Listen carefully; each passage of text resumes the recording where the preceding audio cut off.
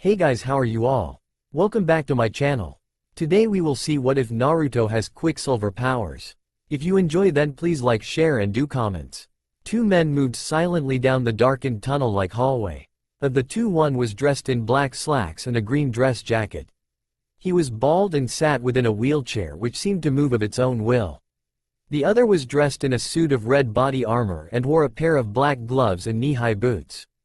On his head appeared to be a helmet of some kind, and a purple cape trailed behind him. "Are you sure this is the place, Charles?" asked the red-dressed man to the paraplegic. "Of course I am Eric. This is definitely the place, Cerebro is never wrong." Eric couldn't help but agree with that statement.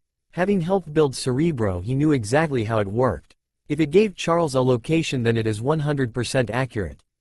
As they moved, the man was surprised to find that not 5 minutes later the tunnel suddenly changed from rocky to completely metal. This made the man more than just a little happy. "We've arrived," said Charles suddenly. As he said this, the two stopped in front of a solid steel door. On the center of the door in big bold lettering were the characters, AO. Holding his hand out towards the door, Eric clenched it about halfway. As he did, the door suddenly bent outwardly as it seemed to float in mid-air before it flew to the side, slamming into the wall with a crash. Charles could only sigh at the antics of his longtime friend before both entered the room. The sight that greeted them upon entry, however, was the last either of them wanted to see. In the center of the room was a glass tube within which was a small boy. The boy looked to be no older than 4 years old. He was submerged in liquid, naked as the day he was born, his only covering being the breathing mask adorning his face. Several tubes were connected to the boy, entering into several places along his body. "My God, what have they done to him?" asked Charles in shock. Eric, however, could only look on in both disgust and rage. Disgust that someone could actually do such a thing to a 4-year-old boy. Rage that someone would actually do such a thing to a 4-year-old boy. Charles meanwhile had moved over to a computer terminal, his fingers flying over the keyboard in his quest to discover who did this. Suddenly a transparent figure emerged in the center of the room. The figure was a giant, standing at least 7 foot tall, and was very muscular. His skin was gray and eyes were red. He wore a pair of deep blue shorts along with a muscle shirt of the same color with a pair of gloves and boots. If you are seeing this, then you have finally awakened. To start things off, I am from the future. More specifically, I am you, and have taken on the name of Apocalypse. In this chamber I have created the next evolution, a mutant surpassing the Omega level. Subject name Namikaze Naruto, most likely the greatest mutant of his time. I first encountered him when he was at the age of 24. By this time he was already a force to be reckoned with and a greater threat than both Charles Xavier's X-Men and Magneto's Brotherhood of Mutants. As these words were spoken, both Charles and Eric had wide eyes hearing their names mentioned by this obvious mutant. Namikaze was a ninja and leader of his village, known as the Rokudame Hokage. He was also the sole survivor of his continent after its destruction. The range of abilities at his disposal were truly amazing, one of which allowed him to call talking toads to aid him in battle. As he said this, an image of an older Naruto appeared. He stood at exactly 6 feet in height. He wore a pair of black pants that were taped down at the ends with white bandages. Along with this, he wore a long-sleeved black shirt under a zipped-up green vest. Over that he wore a sleeveless haori that was a dark orange color and had black flames designed on it. Finally, on his forehead was a metal plate, the center of which held a design etched into it. The design was of a spiral with a small arrow attached to it. The plate was held in place by a long strip of black cloth. Suddenly another image appeared of him standing upon a large toad with dark red skin. The toad appeared to be at least 100 feet in height and oddly enough wore what looked to be a blue robe and an eye patch. A dagger was sheathed at the toad's side and a pipe was in its mouth. Regeneration, super strength, superhuman reflexes, superhuman senses, and night vision were just a few of the abilities he possessed. He also had a slight ability to manipulate wind. Yet none of these were effects of his mutation. His abilities all seemed to stem from an energy source known as chakra. Upon researching this, I have discovered chakra is the key to controlling a mutant's power. When I first fell through the time hole, I had the idea to turn my greatest enemy to my most powerful weapon. It was then I was able to discover a startling truth. Of the eight-tailed beast I controlled and used in my quest to conquer this world, there existed a ninth. The ninth beast took on the form of a fox with 9 tails. The humans of this world refer to it as the Kyuubi no Kitsune, which apparently was the strongest of the 9. He was also known as the Lord of Hell and the King of the Biju. On the day of his birth, Namikaze's father sealed the beast into the boy, dying in the process. His mother was assassinated on the same night. See his background for details. I watched the boy for 4 years as he lived amongst the people of his village. The humans within his village wanted nothing to owe with him save one man. The boy formed a bond with this man, known as the Sandaime Hokage, Sarutobi Izoran. Because he was the leader of the village, he had the boy under constant guard. In this time, however, the boy took to thievery quite well, as no one would provide for him. 2 months after his 4th birthday I made my move, his guards having left him to attend a festival with the village. The boy would also make his first kill this night, killing a ninja from a rival village. The man had been in the process of a kidnapping of a young girl when he came across the boy, who eventually killed him with his own weapon. It was honestly quite the sight to see the boy shake in fear of me when as an adult he feared nothing. Unfortunately, the fox within him must have sensed my intentions. What resulted was the death of the fox as he threw himself fully into the seal in an effort to either escape or attack. Whatever the case, the seal fully absorbed it, causing several effects. The most noticeable was the permanent slitting of his eyes. This also increased the boy's regeneration ability as well as his senses and reflexes. It is my belief this is what gave the adult Naruto many of his abilities. As it stands, only the X-Men's Wolverine is a match to the boy's senses, agility, and regeneration among the mutants of today. Though I can't claim my 9th beast, I still have the boy, which was my main goal anyway. Thanks to the DNA I managed to get from both Xavier and Jean Grey, I have been able to give the boy several psychic abilities. The DNA of several other X-Men was also successfully added to the boy, giving him their powers.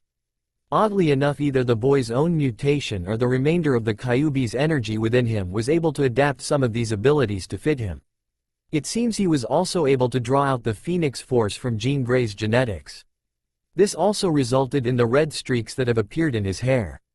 I am unsure at the moment, but I believe the addition of Storm's DNA may have increased his control over wind. Of the Brotherhood members, I added the DNA of the Scarlet Witch and Quicksilver, both Magneto's children.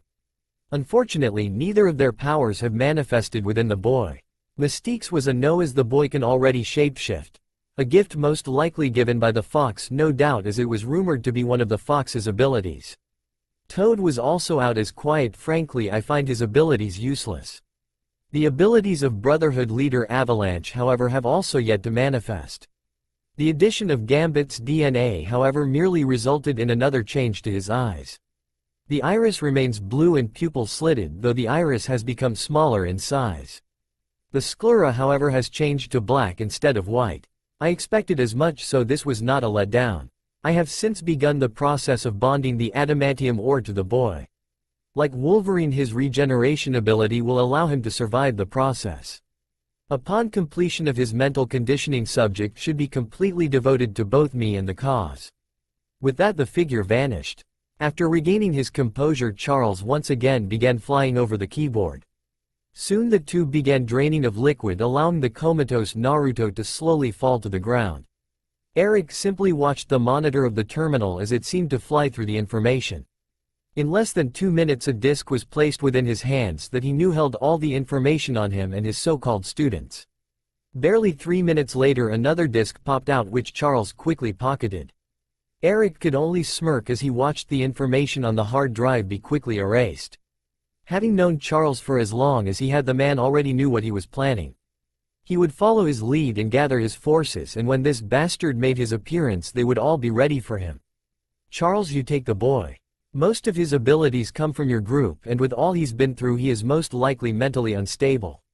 Should he ever develop the abilities of one of mine, we will train him," stated Eric, getting a nod from his friend. Removing his cape, he wrapped it around the boy before picking him up. Nodding to his friend, he allowed him to leave the room before he too left, destroying the computer as he did. Elsewhere, Sarutobi Izoran frowned as he looked upon the faces of his 2 loyal students, Jiraiya and Tsunade. He had called for them for the first time in years and had just told them of the disappearance of their godson. The look he received from them would have been enough to kill anyone else. This was mostly because he had lied and told them originally the boy had died the night he was born. Suddenly the doors opened and two people entered the room getting raised eyebrows from the group of three. I am sorry to interrupt your meeting, Hokage-sama, but there is much we must discuss. My name is Charles Xavier. This is my associate Eric Lencher, said Charles in a perfect Japanese dialect. I believe I would be correct in assuming these two are your students Jiraiya and Tsunade, stated Charles, getting a nod from the man who was contemplating calling his Anbu. I would refrain from calling anyone here. In anyone else's eyes we won't even be here, stated Xavier, shocking the man. Tell me, does the name Namikaze Naruto mean anything to you? Questioned Charles, already knowing the answer. How do you know that name? Questioned Sarutobi with narrowed eyes. We know many things, spoke Eric, catching the group's attention. We know his parents were Namikaze Minato and Uzumaki Kushina. We know his father died sealing the Kyuubi into him and his mother was assassinated by members of your council the same night. We know his godparents are sitting within this room. We also know he was kidnapped 6 months ago after he killed a cloud shinobi who attempted to kidnap a young girl. Need I go on? Finished Eric, getting wide eyes from the group. I assure you we did not kidnap the boy. We rescued him, stated Charles, surprising the three shinobi as he seemed to know what they were thinking. The person who kidnapped Naruto had been watching him his entire life. He is a mutant that goes by the name Apocalypse, said Charles. What's a mutant? Asked Tsunade, breaking into the conversation. A mutant is someone who possesses an extra gene that we call the X gene. Because of this, these people develop abilities that normal humans don't possess. Around here I believe you call them bloodline limits, said Charles, getting a nod from all three as each of them knew of the extra gene in bloodline holders. Now on your continent these abilities are passed throughout the family. On ours, however, it appears randomly, as does the ability. We aren't sure, but it's possible our mutations could eventually settle and become bloodlines as well. Now the mutant who took Naruto apparently had a god complex. He is the oldest mutant and is several thousand years old. As such, he believes he should rule this world and recruited Naruto to be his ultimate weapon. To do this he performed several experiments on him, hoping to give him the abilities of various mutants he knew of. I was one of them, and because of this was able to hear his calls for help when he received my psychic ability. Normally doing this would not be possible to such a degree. Naruto was a special case, though, having once held the Kyuubi and was able to adapt to the multiple genetic additions. Unfortunately, like all mutants, Naruto is starting off with no control of his new powers. He already carried the extra gene and has a power all his own that has yet to awaken as well. On top of this, the experiments as well as his own experience with this village has made him mentally unstable. Finished Xavier. In short, we have a 4-year-old boy with enough power to destroy the world and no control in which to use it correctly, said Eric, causing Jiraiya's eyes to widen. The child of destiny, said Jiraiya quietly, yet managing to catch everyone's attention. Seeing this, he explained. When I first stumbled upon Mount Myobokuzen and received the Toad contract, I was told a prophecy by the great Toad sage. It was stated that a child would come along, one of my students. I was told that the child would decide the fate of the world. It would be through him the world would either be destroyed or saved. At first I didn't put much stock into it, but then everything else began to come true. I became one of the most feared shinobi alive, took on 2 students with unrivaled potential. Finally I became the author of the greatest selling book on the entire continent. As this was stated, Charles and Eric shared a look between them, something that did not go unnoticed by the 3 shinobi. I don't know much about that, but it will be looked into. However, what we do know is that Apocalypse intends to start a war in the near future. It is also a guarantee Naruto will play a pivotal role in this. Eric and I will be preparing for this, and I suggest you do the same, said Charles, his words getting narrowed eyes from the shinobi. Regardless, Naruto will need to master his new abilities. I can help him with this since most of his powers came from my group. Those that aren't are from Eric, so we will be training him to control them, stated Charles, getting a sigh from Sarutobi. Very well. However, I will be sending several scrolls along as well, stated Sarutobi, getting a nod from Charles. As I promised Minato, I will begin training the boy when he turns 12. If I have to come to you to do so, then so be it. said Jiraiya, his voice holding no tone for argument. That can be arranged, said Charles, getting a nod from Jiraiya just in time for the Sandame's return. This bag contains everything necessary for Naruto's training. This also includes a scroll left by his father, stated Sarutobi, handing the bag to Charles. Seeing this, Tsunade sighed and after running through a few seals summoned a large scroll. Unrolling the scroll, several more appeared in a puff of smoke. These scrolls contain a basic to advanced course on the medical arts. Since I already know you're going to go through them, I'm giving you this to learn from. Regular doctors are nothing when compared to a medic nen, explained the busty blonde as she packed the scrolls into the bag. I will also be going to check up on my godson when you come for Jiraiya. If something should happen to him, however. The side wall of the office suddenly shattered as Tsunade punched it. Both men went wide-eyed, quickly understanding that would be them should something happen to the woman's godson. They also knew where the boy's super strength would come from. Still, Charles couldn't help but feel that this would change the course of things to come. Charles Francis Xavier was a very well-known man. If one were to ask, they would be told that Charles was perhaps the most brilliant man alive, having graduated from college with honors at the age of 16 from Harvard University. Within a 2-year residence at Oxford, the man had graduated with PhDs in genetics, biophysics, and psychology. Throughout his lifetime, the man had met and befriended many people, many of them very influential people. In his younger years, the man had been drafted in the Korean War.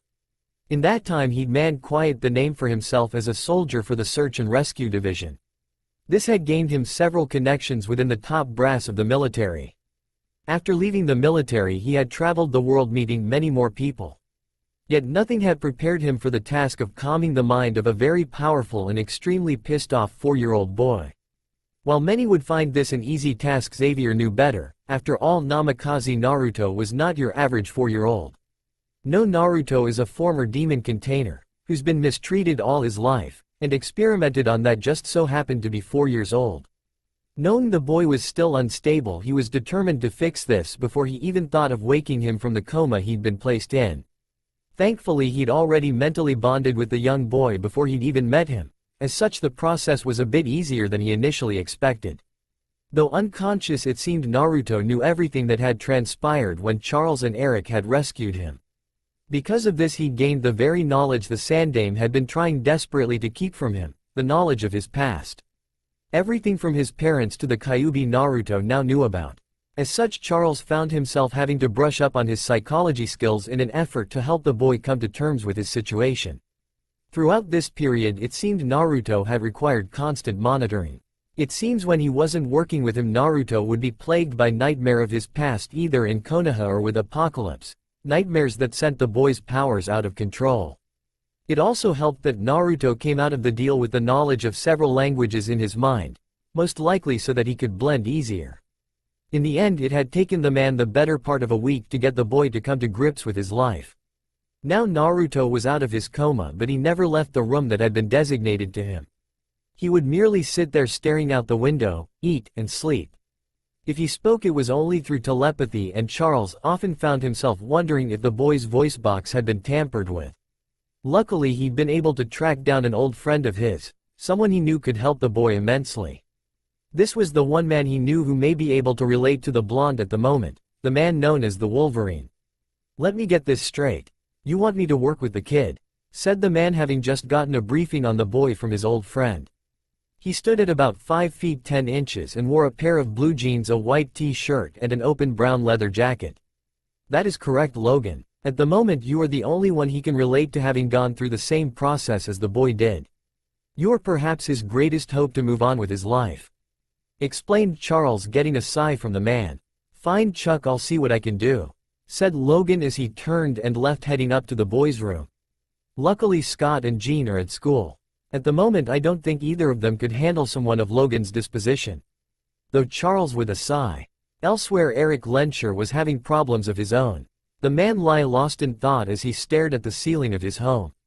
Having gone through the files on himself and his children, he knew the fate that awaited them and was determined to change it. The fact was, he knew that when they were discovered, the humans would turn on the mutants. However, despite this knowledge, he did not wish to become so engulfed in the war that he lost his relationship with his children, the very children he was trying to protect. He didn't want to see his daughter in a mental institution and he didn't wish to see his son killed. Yet he now knew that if he kept traveling this path that was exactly what would happen. With a sigh he resided in the fact he'd have to do the one thing he was loath to do, change. Standing to his feet and donning his armor and helmet, the man flew off. It seemed he needed to speak with some people. When Logan entered Naruto's room, the sight that greeted him had been enough to give him pause. The boy was sitting in his windowsill staring out at the yard. He wasn't even dressed, still in his pajamas, which consisted of a pair of shorts and a tank top, despite the fact that it was past noon. What gave him pause, however, was the boy himself, as he looked too small for his age and too skinny, obviously malnourished. He raised an eyebrow though as the boy sniffed at the air before he found himself staring into the slitted pupil of one of his blue-on-black eyes. After getting a look at him, the boy merely looked back out into the yard. "Listen kid, I know you're going through a tough time right now. I went through the same thing, so I know how you feel. I won't lie to you and tell you everything will be fine, cause it won't.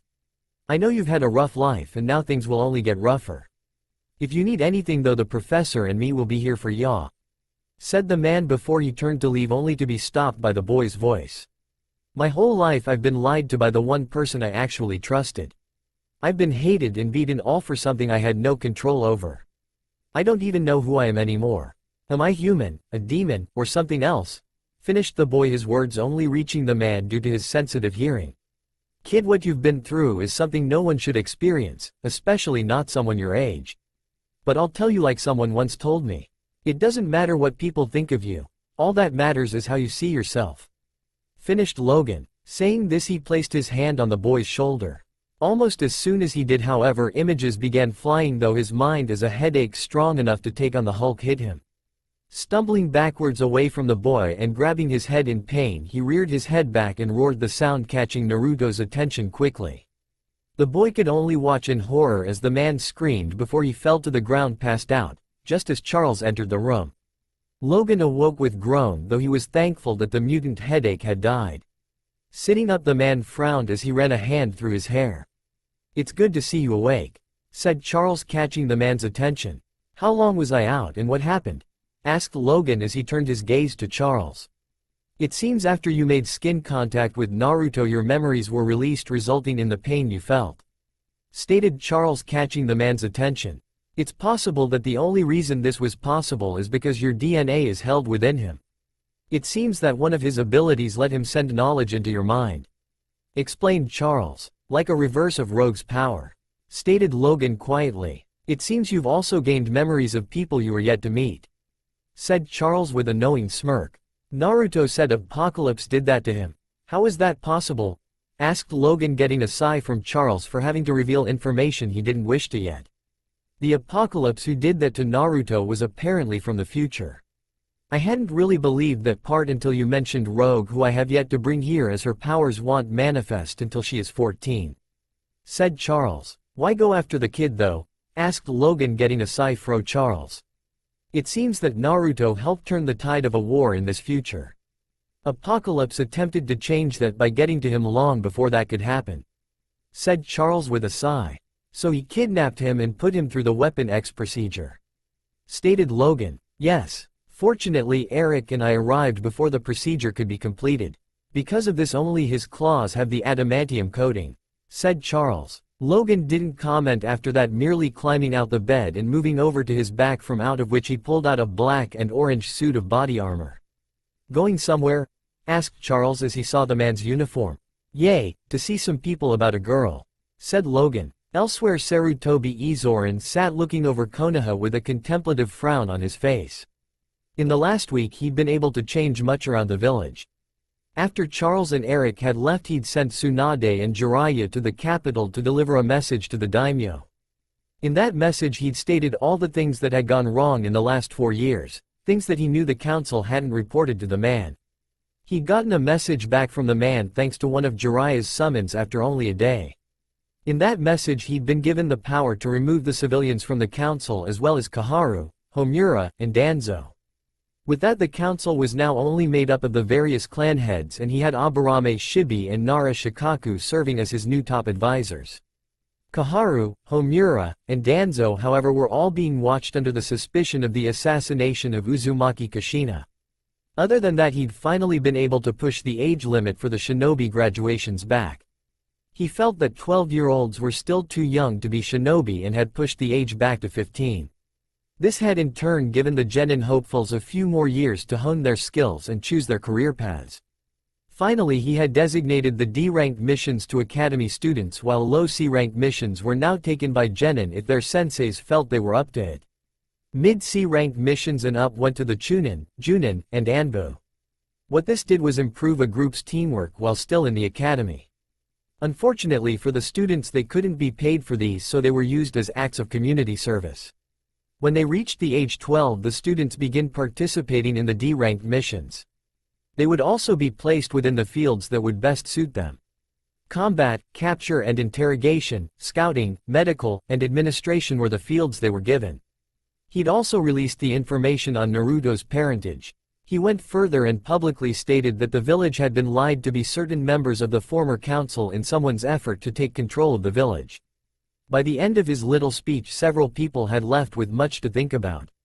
At one point he'd have been worried for Naruto about releasing this information, but since no one could get to the boy and Jiraiya promised the boy would be more than able to protect himself upon his return, he wasn't worried. All in all, the week had been a very productive one. Now all he needed to do was figure out a way to finally defeat the menace known as paperwork, then all would be right with the world. For the first time since his arrival at the mansion, Naruto had ventured out of his room. For some reason he'd been feeling better after his talk with Logan. Having lived on the streets most of his life, the boy was in awe of the place. At the moment, however, he was sitting within the professor's study as the man was teaching him to read. Despite knowing how to speak the language, the blonde found he couldn't read it. Hell, he couldn't read his own language either. As such, the professor thought it best to teach him to read and write Japanese first. After that they would work on English, since the boy wouldn't have to start school for a while. Other than that, the man wanted to teach him to control his psychic abilities, as he didn't want him to hear the minds of everyone within a room, which according to the professor hurt a lot. This was the scene two children discovered as they entered the house. "Hello Scott, Jean," said Charles without even turning his head. "Man Professor, you know you seriously creep me out when you do that," said the boy that Naruto guessed was Scott. He was a boy with dark brown hair and looked to be about 7 years old. He was wearing a simple pair of blue jeans, a black shirt, and white and black shoes. He wore a pair of sunglasses over his eyes that had deep red lenses. The person next to him was a girl who Naruto guessed was Jean. She had deep red hair and also looked about 7 years old. She was wearing a light green dress with a pair of white shoes. "Jean, Scott, this is Naruto, the new student I was telling you about." "Naruto, these two are Jean Grey and Scott Summers," said Charles. "Nice to meet you," said Scott as the two shook hands. As they did, the glasses-wearing teen felt an itching in his eyes that he quickly dismissed once it stopped. "Hi, wanna be friends," said Jean, also moving to shake his hand. As their hands connected, the world seemed to lose focus for the two of them, as all they could see was each other. Both could swear they saw flames appear in the other's eyes as flaming birds hovered behind them. Then the moment was over, yet in that single moment a bond had formed between them greater than anyone would ever know. "What do you mean the plans change?" asked a blue-skinned woman as she stared at the imposing form of Magneto. "Exactly that. Leave the girl with Diamond. When her powers activate, we'll send her to Xavier. As of now I have need of you elsewhere, Mystique. Project Weapon Plus, that was the name of the joint military project between nations. Headed by the Canadian government and secretly backed by the United States government, this project's sole purpose was the eradication of mutants. In order to fulfill this goal, they captured several mutants, performing various experiments on them, both physical and mental. Of the mutants captured and forced through this procedure, he was the 10th, codenamed Weapon X. They had done much to him, such as forcefully crafting the adamantium ore to his entire skeleton, and bringing forth his baser instincts. There was one thing they hadn't anticipated when doing this, and that was his escape. He'd thought he'd put an end to this foolishness the last time around. Unfortunately, it seems he was wrong. Now another group had revived the project, the group known as Hydra. For the last 2 years he'd been hunting the group. He'd spent every moment tracking them as they moved from base to base constantly, as if they knew he was coming for them. He'd tracked them from Canada to Europe, Japan, and Africa until finally discovering them in South America. As he looked down on their current base from his position hidden in the forest, Wolverine released his metal-covered claws, not even wincing as they parted his skin. Then with a bestial roar of rage the living weapon descended on his prey, not a single ounce of remorse for the poor souls who would fall before him this day. For Naruto, the last 2 years had been the greatest of his life. After their initial meeting, he, Scott, and Jean had quickly become friends. Admittedly, he felt closer to Jean than he did Scott. Regardless of this, however, the boy was just happy that he actually had friends now. In the last 2 years he was hardly ever bored, as it seemed as if he was always busy. While Scott and Jean attended school, Naruto was working with the professor to further both his grammar skills and his psychic ones. The motivation for the latter of them was to catch up to Jean so that he could at least go out in public without worry. When he wasn't doing either of those, he was reading. He had quickly found a love for it after he learned. Of course he still needed improvement, but he wasn't bad for a 6-year-old. When he wasn't studying though, he was at work in the yard. The professor was determined he make the best of his abilities since he had them. If you didn't find him doing that, then he was getting to know the wonders of TV. When Jean and Scott got home though was when things really picked up. They had taught him several games they knew, only to amplify them dramatically. In these games Naruto had discovered just what powers the two held and told both that they were cool. At the moment, however, the blonde could be found traversing the halls of the mansion on his way to the kitchen. As he moved through the place he found himself once again being thankful for having night vision. If anyone could see him, however, he had no doubt they would be freaked out by the glowing blue retinas of his eyes. Originally he had hated what had been done to his eyes and oftentimes still did. As a result of the experimentation done on him, his eyes were extremely sensitive to light, and Naruto had once nearly blinded himself because of this. Such thoughts, however, were quickly ground to a halt as he reached the bottom of the stairwell. As he did, his eyes narrowed as he glanced around himself and his nose twitched. If there was one thing he'd learned from living on the streets in Konoha, it was how to survive. The greatest lesson in that was how to tell when you were not alone, something that was invaluable when everyone wanted to do you harm. His heightened sense of smell had only helped him with this as well. Suddenly he jumped back onto the stairs, dodging an attack from his side. As he did, he quickly whipped a single hand out and with a telekinetic push sent his attacker flying. His attention, however, had already left his previous attacker as he continued to scan around himself into the shadows until suddenly 2 men stepped forwards. The first was a white man that stood at about 6 feet in height. He wore black leather pants with a cotton black shirt and a black leather trench coat. He had long dark brown hair that hung around his head like curtains. The second was dressed similarly, though he was Asian and had short black hair.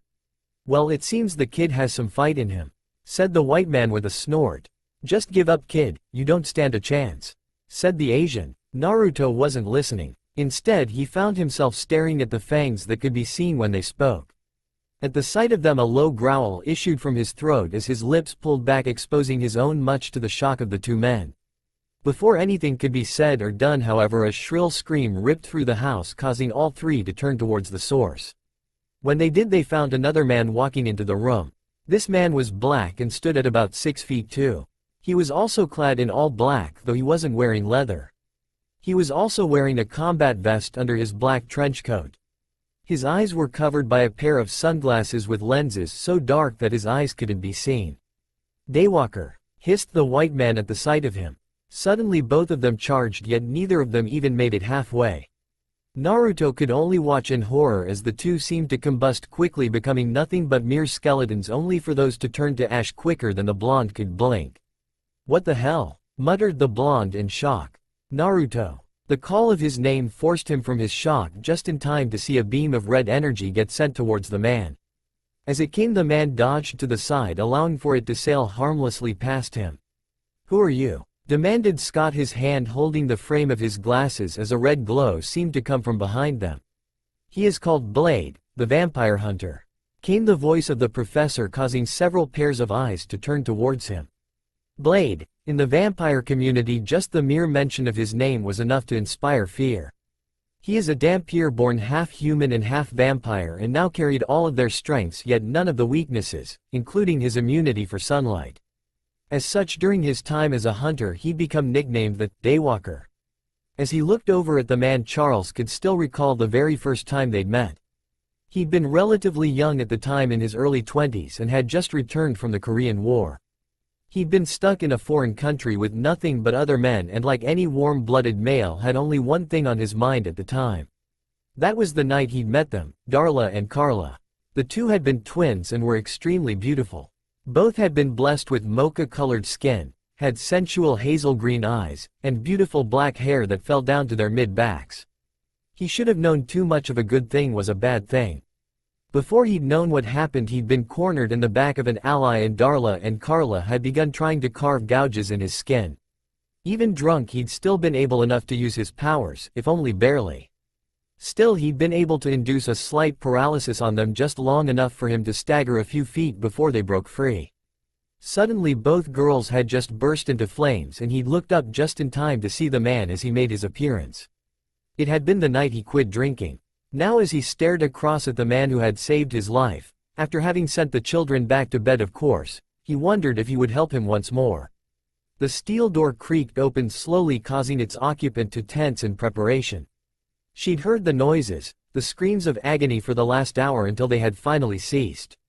Finally the door opened fully and she lunged forward, two metal blades emerging from each of her balled fists as she did so. Before she could land her attack, however, her momentum was forced to a halt as her blades were caught. "Kid, I came all this way to help you and you thank me like this?" The gruff-sounding voice had her looking up from the three blades that had caught her own. In front of her was a man who stood at about 5 feet 10 and wore a set of blood-stained body armor. Wolverine himself looked down at the girl before him and felt another surge of anger light within him, but quickly contained it. The child before him was only 6 years old, yet they'd done this to her. "Come on, Laura, we're leaving," said Wolverine, retracting his own claws, shocking the girl immensely at the same time. "Who are you?" asked the girl quietly. She had been dreaming of this day the last 2 years of her life, wishing for the day when he would come to save her from the nightmare that was her life. Ever since they began moving her around and she had heard them say he was coming for her. Now all she needed was the words to verify the nightmare had ended. Wolverine. Tears rolled down her cheeks, yet a smile covered her face at the name. It was over, the nightmare had ended. Her father had finally come to her rescue. The room was silent as the two stared each other down, neither willing to back down and concede to the other. Finally one of the two looked away, a scowl painting over his face as the other smirked at his win. "Alright, old man, I'll stay around for a while and teach the kid a few things. However, I will only teach him, and since he's not in school we can do that during the day. After that, however, I'm gone," said Blade, getting a nod from Charles.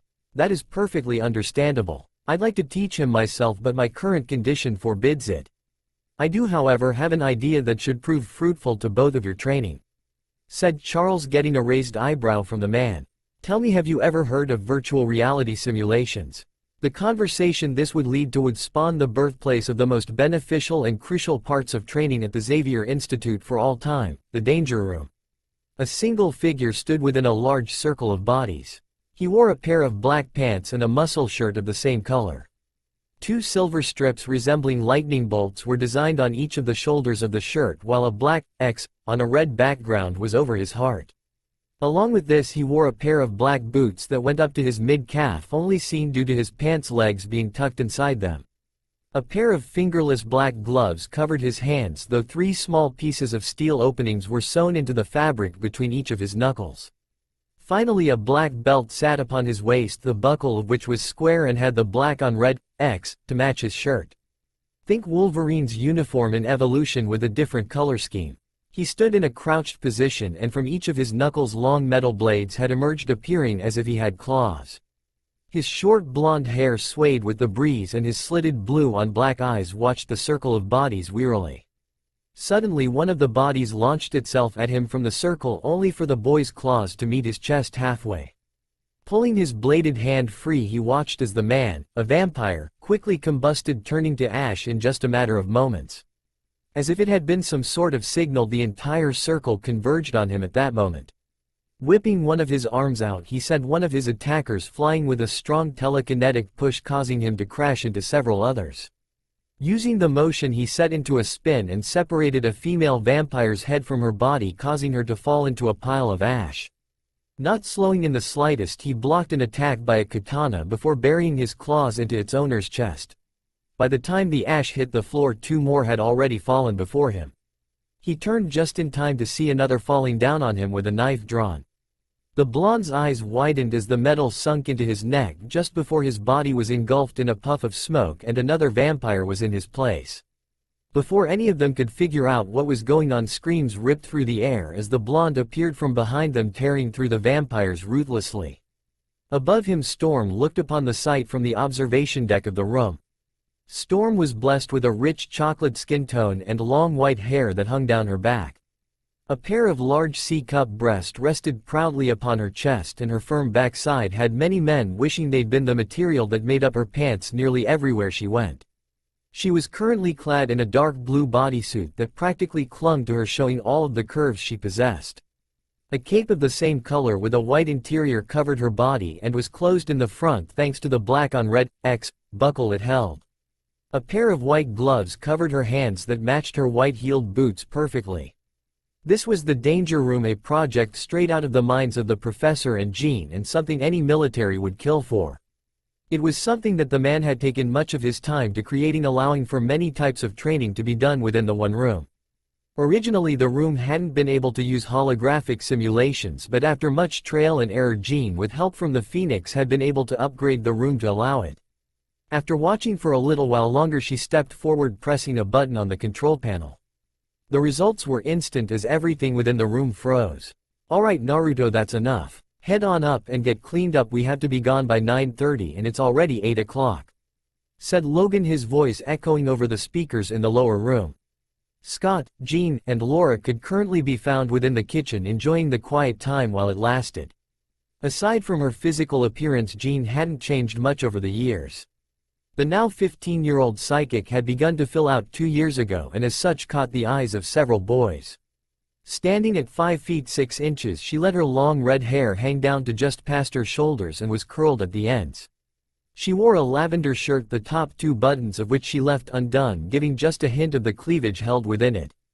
It was short enough to let her midsection show, yet covered her belly button. Finishing the look was a pair of beige capri pants. She was still the kind person she'd been as a child, though she was a bit of an overachiever, always trying to fit perfectly with people's expectations of her. Her powers had also grown remarkably over the years. Much to the professor's surprise, she had been able to access her telekinesis by the time she was 10. Her connection to the Phoenix Force also strengthened, magnifying her powers and giving her the ability to manipulate matter and energy on a molecular level.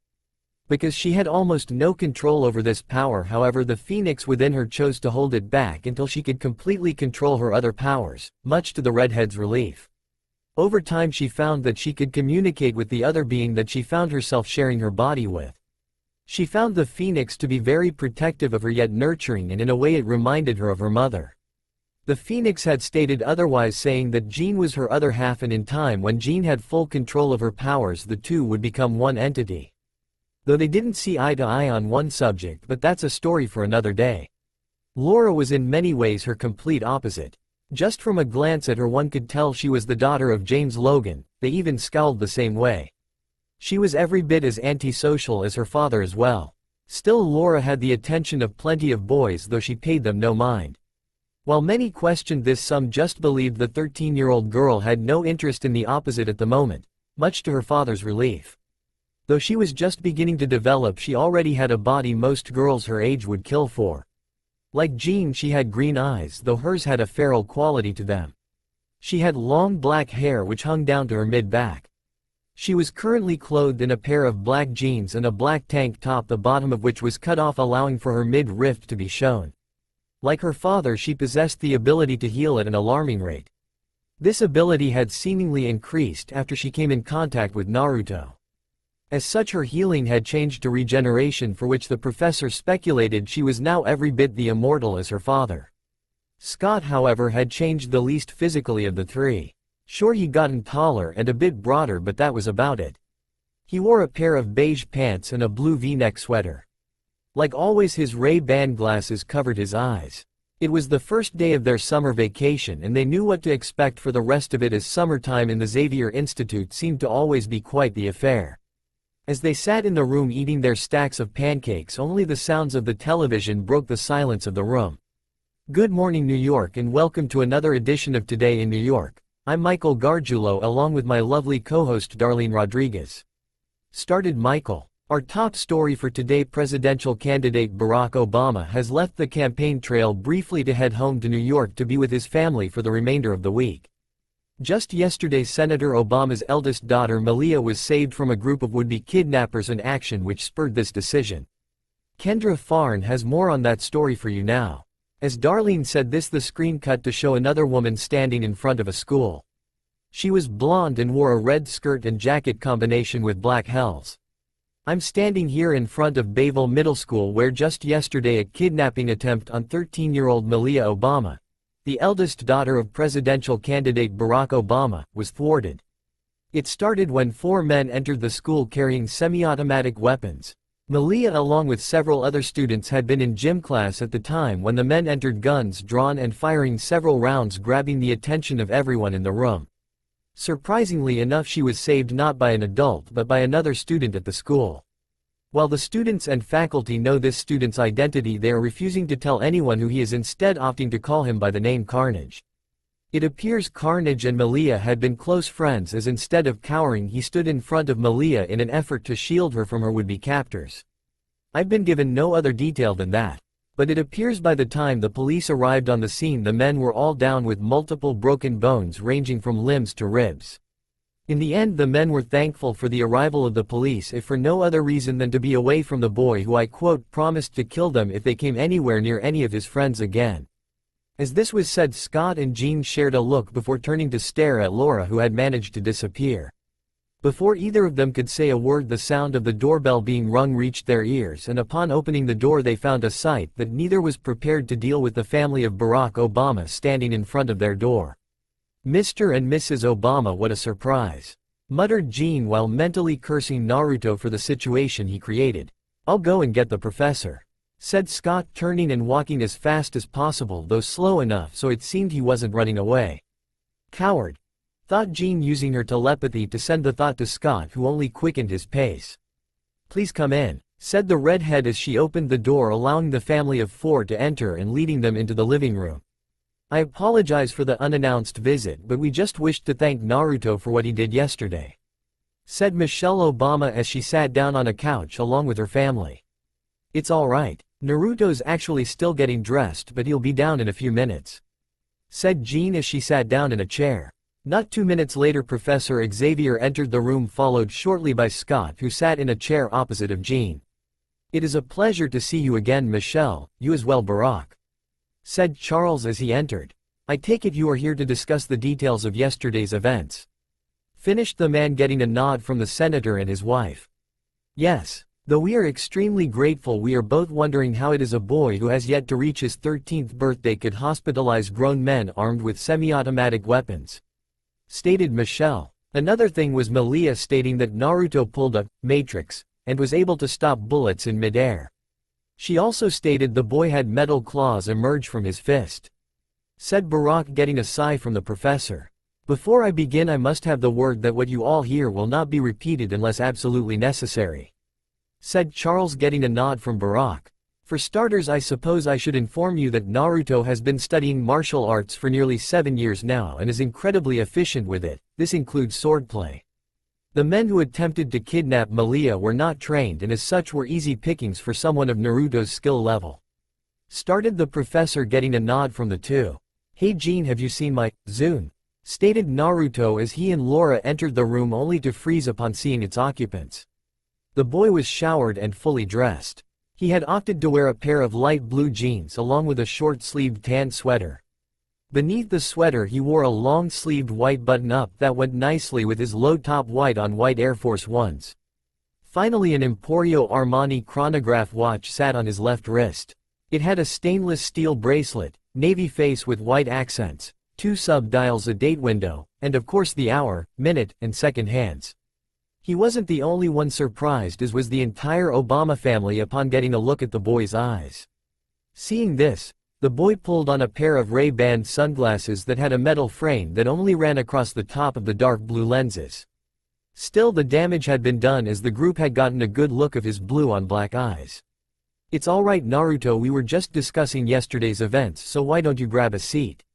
Laura, why don't you show the girls around the place?" said the professor. Naruto moved slowly through the room before settling down next to Jean. Laura, however, simply turned as Barak's daughters followed her out of the room. Now back to the subject at hand. As you know, I took Naruto in when he was 4. What I never told anyone is that a friend and I had found him, and when we did it was in the lab of a terrorist that called himself Apocalypse. As Charles said this, a murderous gleam entered the boy's eyes, which did not go unnoticed by the professor, who telepathically calmed him. One of the experiments done on him was from the super soldier program that was initially started and supposedly closed down by our government after World War II. This was the same program that gave birth to Captain America and was entitled the Weapon Plus program. He paused here, seeing the shocked look cross the face of the Obamas before he continued. The program ran on him had been a sub-program entitled as Weapon X.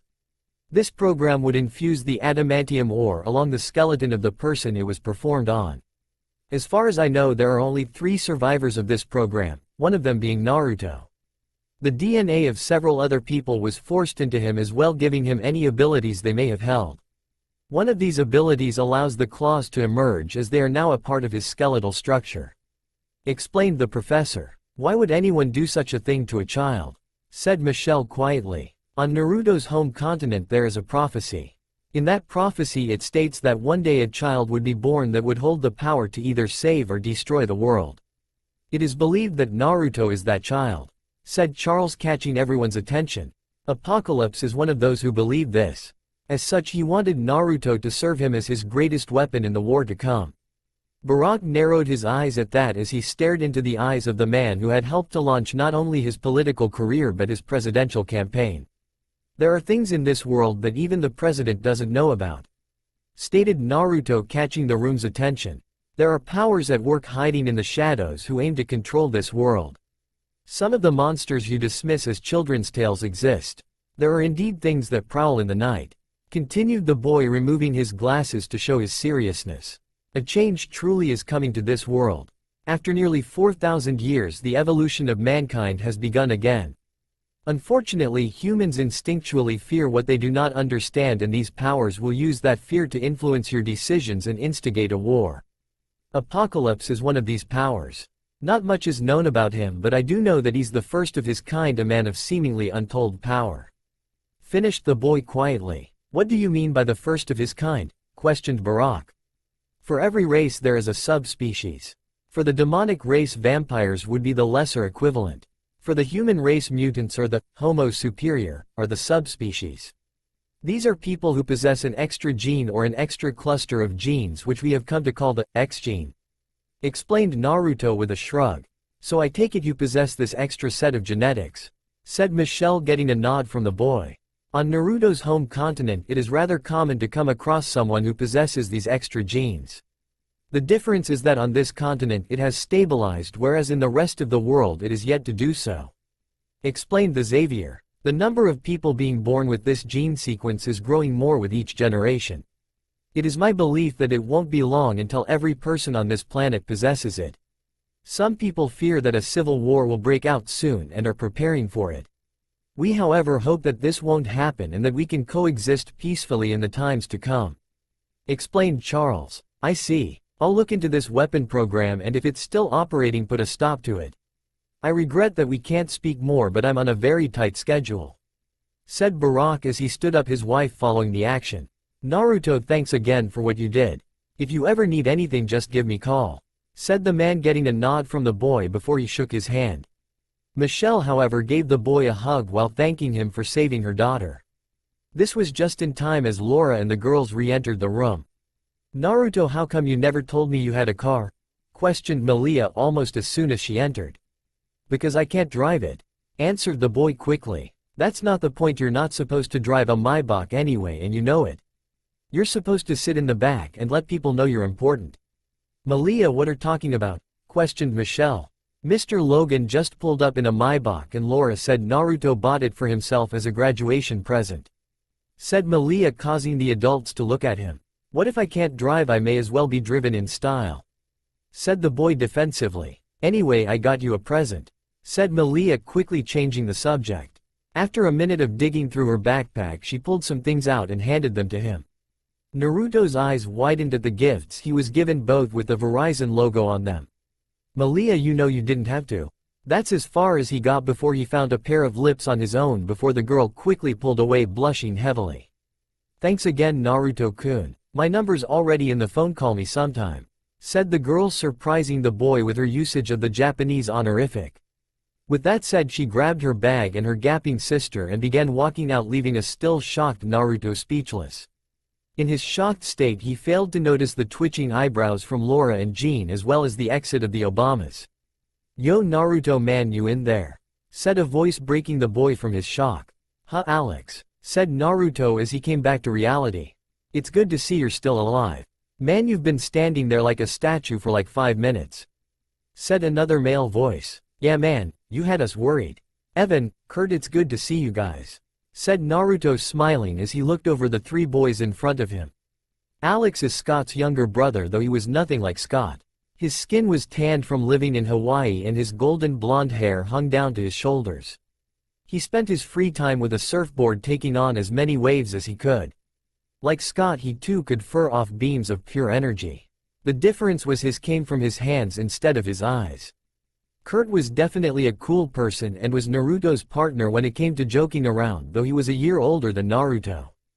Kurt's mutation gave him the ability to teleport to anywhere within a 2-mile radius of his position. The only thing was he had to either see or know where he was going. He also had the ability to climb and stick to surfaces naturally.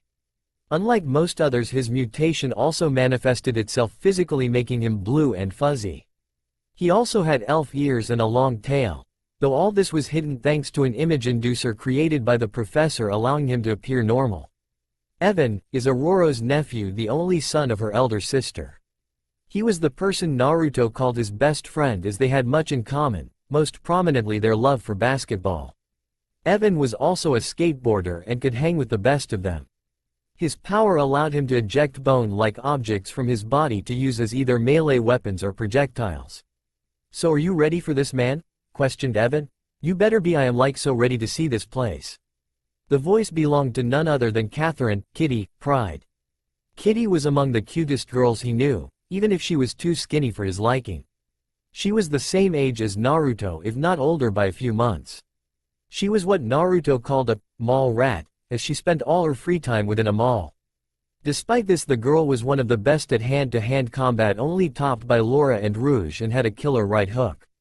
Her power allowed her to become intangible, giving her the ability to pass through anything. I'm just happy school is over for a while. I was seriously ready to hospitalize the entire staff.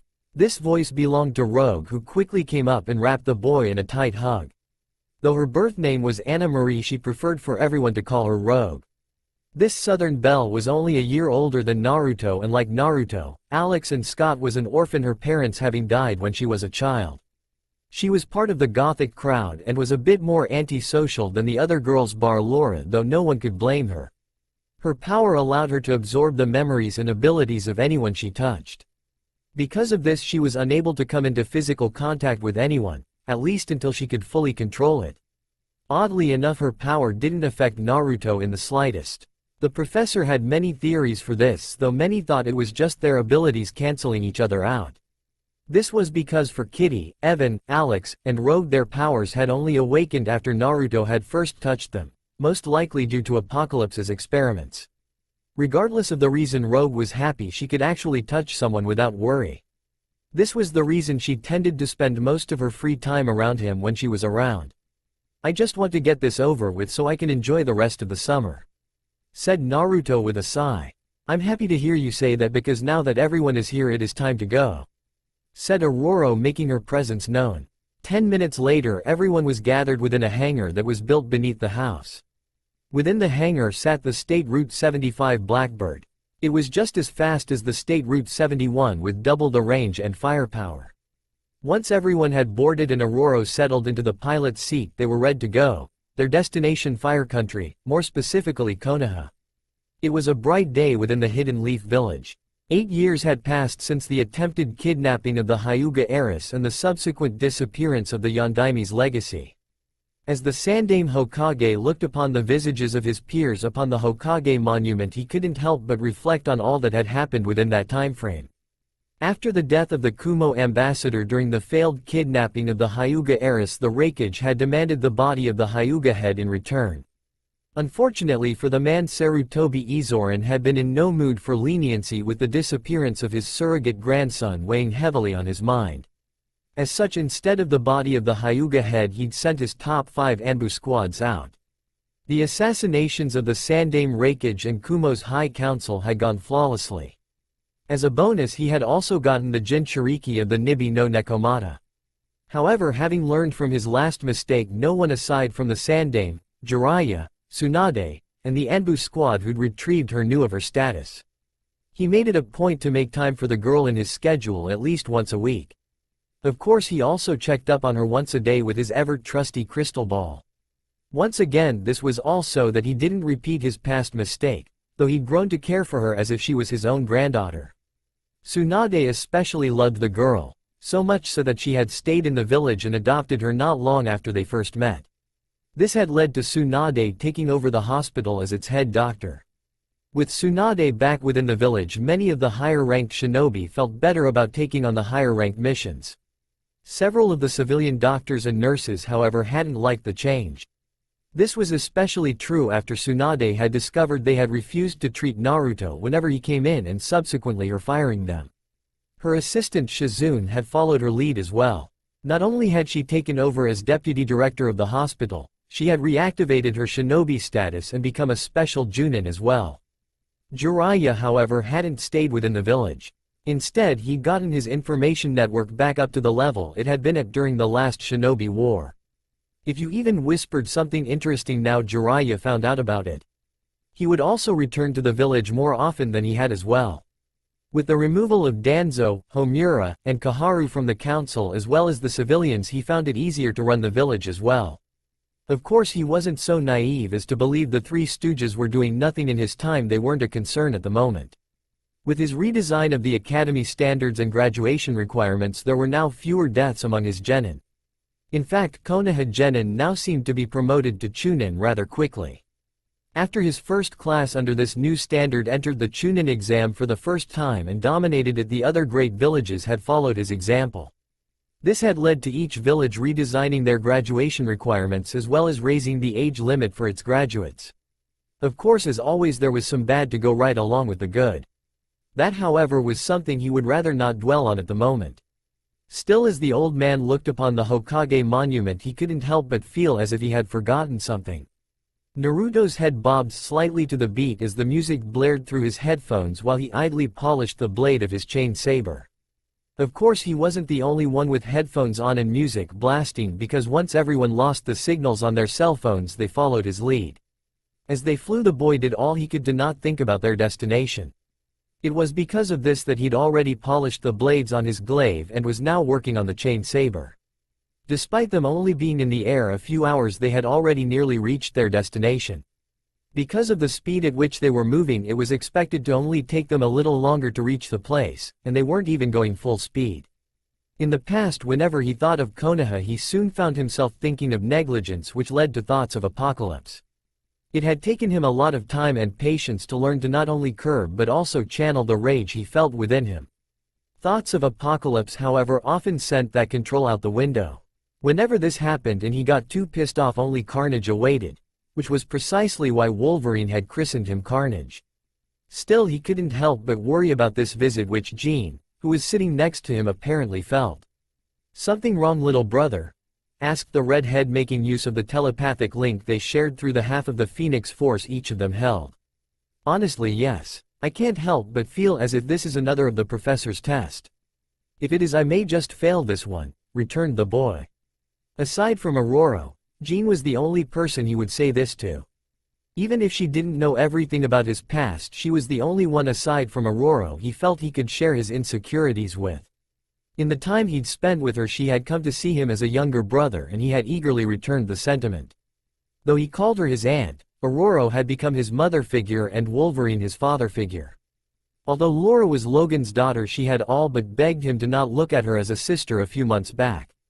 That had been the only time he'd read her mind. What he had found in its depths had shocked him thoroughly. Since then, however, he had learned to look at her as he would any other girl. "Hey, don't worry, everything will be fine. You're one of the X-Men, remember?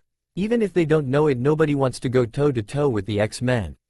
Naruto had to smile at Jean's words. He had obviously been as big an influence on her as she had been on him. Still, he couldn't help but believe her words. After all, who in the world would want to throw down with the X-Men? All across the globe, several people simultaneously sneezed out of nowhere. Sensing his anxiousness die down, a smile slid across Jean's face that was only hidden by the book she was reading. "Alright everyone, we are reaching our landing point, strap yourselves in," said Charles using his telepathy since all the kids were wearing headphones. If one were to ever ask a cage of any hidden village, you would be told that the most boring yet difficult task they could be given was paperwork. The entity known as paperwork was an enemy not one cage had been able to best in the time since the founding of the great villages. Sarutobi Izorin, the Sandaime Hokage, was a veteran in the war against paperwork, waging battles against it that he should not be doing in his old age. Unfortunately, even he, the oldest cage to ever live, had yet to win the war, as evident by the large piles of paper that sat upon his desk. It was only highly trained senses that had him standing from his desk and snapping the illusion that had engulfed the room. As he did, he was quite surprised at the large group of people that had occupied the room. Even his Anbu were surprised, as evident by them emerging from their hiding places. "Not bad, Gigi, it only took 30 seconds for you to notice us." As he turned to face the speaker, the Sandaime felt his eyes widen in surprise. The person in front of him was the spitting image of a boy he had known a long time ago, a boy that would go on to become the Yondaime Hokage. In fact, if it weren't for the red he could see in this boy's hair, he would pass off as a younger version of him. As he looked into the deep blue eyes of this boy, he knew exactly who this boy was. Naruto. The word was spoken softly, yet it brought a smile across the boy's face. Faster than anyone could react, the man had moved around his desk and pulled the boy into a hug with a speed that one of his age shouldn't be capable of. "It's good to see you again, my boy," said the Sandaime softly. "It's good to see you too, Gigi," said the boy as they broke from their embrace. As he moved around his desk, the old man pressed a single button before informing his secretary he wasn't to be bothered for the rest of the day. Turning to his still visible Anbu guards, he quickly motioned them to stand down before speaking. "Have Jiraiya, Tsunade, Shizune, and Yugito report to my office immediately," said the Sandaime before all 4 Anbu members went up in puffs of smoke. "So tell me, Naruto-kun, who are your friends?" asked Sarutobi as he moved to sit in his seat behind his desk. "Well, I'm sure you remember Professor X," started the blonde, getting a nod from his surrogate grandfather. "The beautiful woman behind him is Aurora Munro, and the man next to her is James Logan. Next to him is his daughter Laura, followed by Rogue, Kitty, and Jean. The boys are Scott, his brother Alex, Evan, Aurora's nephew, and Kurt." As he did the introductions, each person nodded in recognition of their name. Before anyone could say another word, however, the doors were slammed open as a large man walked in. The man was tall, standing a few inches taller than 6 feet, and had long spiky white hair that trailed down his back. He wore green pants with a matching gi. Over this he wore a red haori. Under this he wore a fishnet shirt, and a pair of Geta sandals protected his feet. Finally, a large metal plate covered his forehead with the kanji for oil resting in its center. "Old man, do you have any idea what you've done sending such a green Anbu member after me? Not only did that fool interrupt my research, but he actually blew my cover as well. You're lucky I was able to escape with my notes intact, or you'd have set my next release back by months," ranted the man, causing the old man to pale quite comically, though he quickly regained his composure. "Ah, Naruto, this is Jiraiya, one of my students and your godfather," said Sarutobi quickly, causing the newly named Jiraiya to lock onto the blonde he'd paid no attention to upon entering. "Did I just hear that my godson was here?" called another voice, causing everyone to turn towards it. In the doorway stood 3 people, all female. The first he noticed was a blonde woman who stood at about 5 feet 3. She wore a pair of gray pants and a matching shirt which did nothing to hide the massive mounds that sat upon her chest. She also wore a haori, though hers was green in color. Next to her was another woman with short black hair that stood at about 5 feet 6. She wore a dark blue kimono that was held closed by a white obi, though a fishnet shirt could also be seen beneath the kimono. Finally, another girl that could be no older than 15 stood next to her. She stood at 5 feet 5 inches and had blonde hair and slitted blue eyes. She wore a pair of blue pants that were taped at the ends. She also wore a short-sleeved shirt that was two-toned, as everything from her chest up was black while the rest was a dark blue. Bandages were wrapped around each of her forearms, leading to a pair of fingerless gloves, each having a metal plate installed to them bearing the symbol for Konoha. Finally, she had a Hite Tae tied to her forehead. "Naruto, let me introduce you to my student Tsunade, who is your godmother. With her are her apprentice Shizune, and her daughter Yugito," said Sarutobi. "Yugito-chan, can you do me the favor of showing Naruto's friends around the village? We will meet you at the academy in 30 minutes, said Sarutobi, getting a nod from the girl. "Could you all follow me, please?" said Yugito politely, though everyone spared a look at Naruto first. "Go ahead, I'll be fine here. This office is the one place no one will move to touch me," said the blonde, getting nods from the group, who proceeded to follow Yugito out. "I won't keep you from your friends for long, we just have a few things to discuss. You can remove the genjutsu now as well," said Sarutobi as soon as the door closed. A second after he said that, the three adults gasped upon seeing his true eyes along with the streaks of red in his hair. Quickly regaining his composure, Sarutobi motioned for the three to sit, which they promptly did. "Before we begin, I would like to apologize for not protecting you well enough," stated Sarutobi, only for the boy to wave it off. "Now I was informed you have become aware of your parentage, correct?" stated Sarutobi, getting a nod from the boy. "That is good, considering the knowledge of your parentage was released to the public shortly after Xavier-san took you in. Unfortunately, however, you cannot lay claim to the majority of your inheritance until you are either 18 or of Chunin rank. As your godparents and legal guardians, either Tsunade, Jiraiya, or both will need to be present for you to claim it, the things you don't currently have access to. The majority of your inheritance consists of their jutsu. Seeing as Tsunade trained your mother and Jiraiya your father, those techniques are currently within their possession. However, considering your mother was the heiress and sole survivor of Uzu no Kuni's royal family and your father was Hokage, you have plenty of money waiting for you as well as a seat on the council." Pausing for a moment, Sarutobi lit his pipe before taking a long drag from it and exhaling. "As the son of the Yondaime, you are also charged with finishing what he started in establishing the Namikaze clan. As such, you must have a minimum of 4 fiancés by your 18th birthday. Normally it's your 16th birthday, but considering you won't settle here until you are 15, I convinced the council to push the age back for you.